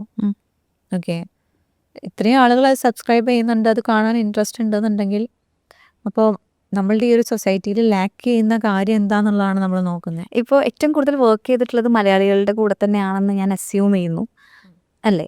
അപ്പോൾ ശരിക്കും മലയാളികളുടെ മൈൻഡ് സെറ്റിനെ കുറിച്ചിട്ട് എന്തെങ്കിലും ഒബ്സർവേഷൻസ് ഉണ്ടോ? അതായത് ഇപ്പം നമ്മളിപ്പോൾ ഈ പറഞ്ഞൊരു ടോപ്പിക്കുമായിട്ട് ബന്ധപ്പെട്ട് ഏറ്റവും ലൈംഗിക ദാരിദ്ര്യമുള്ള മനുഷ്യർ മലയാളികളാണെന്ന് പറയപ്പെടാറുണ്ട്. നമ്മൾ വേറെ സ്ഥലത്തെ കാര്യങ്ങളൊക്കെ നോട്ട് ചെയ്യുമ്പോൾ ഞാൻ തന്നെ ചിലപ്പോൾ നോക്കിയിട്ടുണ്ട്. ഇപ്പം ചില ഇൻഫ്ലുവൻസേഴ്സൊക്കെ നോർത്ത് ഇന്ത്യയിൽ ചെയ്യുന്ന കോണ്ടൻറ്റ് ഇവിടെ ചെയ്താൽ അതിനൊരു സെക്ഷൽ ഡിസ്പെറസി ആയിട്ടൊക്കെ ആയിരിക്കും ഇവിടുത്തെ ആൾക്കാർ കാണുക എന്ന് എനിക്ക് തോന്നിയിട്ടുണ്ട്. അവിടെ കുറച്ചും കൂടെ ഈസിയാണ് അങ്ങനത്തെ കാര്യങ്ങളെന്ന് എനിക്ക് തോന്നിയിട്ടുണ്ട്. സെക്ഷൽ കാര്യങ്ങളുടെ കാര്യം പറയുമ്പോൾ നമ്മൾ നടത്തുന്ന ഒരു പ്ലാറ്റ്ഫോം എന്ന് പറയുന്നത് സൈക്കോളജിക്കൽ സപ്പോർട്ട് പ്രൊവൈഡ് ചെയ്യുന്ന സ്പേസാണ്. Yeah. അപ്പോൾ നമ്മളതിൻ്റെ ഭാഗമായിട്ട് സെക്സ് തെറപ്പി അങ്ങനെയുള്ള സയൻറ്റിഫിക് ആയിട്ടുള്ള എന്തെങ്കിലും ബുദ്ധിമുട്ടുള്ള ഏരിയനെ അഡ്രസ്സ് ചെയ്യാൻ വേണ്ടിയിട്ടുള്ളൊരു പ്ലാറ്റ്ഫോം ആയിട്ട് പോലും ഇപ്പോൾ പല രീതിയിലുള്ള ഇപ്പോൾ നമുക്ക് എൻക്വയറീസ് വരുന്നത് നമ്മൾ ആളുകളെ നോക്കുന്ന സമയത്ത് പല രീതിയിൽ പെർവേർട്ടഡ് ആയിട്ടുള്ള രൂപത്തിലുള്ള ആളുകളും ഒക്കെ പല രീതിയിൽ അപ്രോച്ച് ചെയ്യാറുണ്ട്. ഓക്കെ. അപ്പം നമ്മളീ പറയുന്ന സോഷ്യൽ മീഡിയ, ഇൻസ്റ്റഗ്രാം, ഈ പറയുന്ന പല കാര്യങ്ങളും ഉണ്ടായിട്ടും ആളുകളെ പല രീതിയിൽ അത് എഫക്റ്റ് ചെയ്യുന്നുണ്ട്. ആളുകൾക്ക് എങ്ങനെ ബിഹേവ് ചെയ്യണം, എവിടെ ബിഹേവ് ചെയ്യണം, ഇങ്ങനത്തെ കാര്യങ്ങളിലൊന്നും അങ്ങനത്തെ ഒരു പോപ്പുലേഷനും എപ്പോഴും എല്ലായിടത്തും ഉണ്ട്. എനിക്ക് തോന്നുന്നില്ല അത് മലയാളീസിൻ്റെ മാത്രം പ്രശ്നമാണ് എന്നുള്ളത്. പക്ഷേ എന്താ പറയുക, ആ ഒബ്ജക്റ്റിഫൈ ചെയ്യുക എന്നൊക്കെയുള്ള പറയുന്ന പരിപാടികൾ എല്ലാ ഫീൽഡിലും നടക്കുന്നുണ്ട് ഫീൽ ചെയ്യണം. മനസ്സിലുണ്ട്. അത് നമ്മൾ ഫിലിമിൽ അല്ലെങ്കിൽ സോഷ്യൽ മീഡിയയിൽ മാത്രമല്ല, എല്ലാ വർക്ക് സെറ്റിങ്സിൽ ഇപ്പം കോർപ്പറേറ്റിലും അങ്ങനെയൊക്കെ വർക്ക് ചെയ്യുന്ന പല സ്പേസസിൽ വർക്ക് ചെയ്യുന്ന ആളുകളും ഒക്കെ ഇങ്ങനത്തെ പല രീതിയിലുള്ള ഹരാസ്മെൻറ്റ്സിനെ പറ്റിയും ഇമോഷണൽ, ഫിസിക്കൽ പല രീതിയിലുള്ള കംപ്ലയിൻസും ആയിട്ടും ഒക്കെ വരുന്നുണ്ട്. എനിക്ക് ഫീൽ ചെയ്യുന്നത് നമ്മൾ as an individual more responsible ആവാൻ ലേൺ ചെയ്യേണ്ടിയിരിക്കുന്നു എന്നുള്ളതാണ്. ഇപ്പോൾ ഒരാളെ പറ്റി നമുക്ക് എന്തും കമൻറ്റ് ചെയ്യാം. അത് തരുന്ന ആ കമൻറ്റിങ്, നെഗറ്റീവ് കമൻറ്റിങ് തരുന്ന ആ ഒരു ഫ്രാക്ഷൻ ഓഫ് സെക്കൻഡിലുള്ള ഒരു ഡോപ്പമിൻ സ്പൈക്കിന് വേണ്ടിയിട്ടാണ് നമ്മൾ നെഗറ്റിവിറ്റി സ്പ്രെഡ് ചെയ്യുന്നത്. അത് സോഷ്യൽ മീഡിയയിൽ കമൻസിൻ്റെ രൂപത്തിലാവാം, റീലിൻ്റെ രൂപത്തിലാവാം, റിയൽ ലൈഫിൽ കോളിൻ്റെ രൂപത്തിലായിരിക്കാം. പക്ഷേ കുറച്ചുകൂടെ നമ്മളെല്ലാവരും മോർ എഡ്യൂക്കേറ്റഡ് ആണെന്നല്ലേ നമ്മൾ പറഞ്ഞു വെക്കുന്നത്. ബട്ട് ആ എഡ്യൂക്കേഷൻ എന്ന് പറയുന്നത് കുറച്ചുകൂടെ ഇമോഷണലി ഇൻ്റലിജൻ്റ് ആയിട്ടും കൂടി ഗ്രോ ചെയ്യാനുള്ള ആളുകളായിട്ട് പറ്റിക്കഴിഞ്ഞാൽ ആസ് എ സൊസൈറ്റി നമ്മൾ കുറച്ചുകൂടെ ബെറ്റർ ആവും. എല്ലാവർക്കും സേഫായിട്ട് ഫീൽ ചെയ്യുന്ന ഒരു എൻവയോൺമെൻറ്റ് നമുക്ക് ബിൽഡ് ചെയ്യാൻ പറ്റും. ഓക്കെ.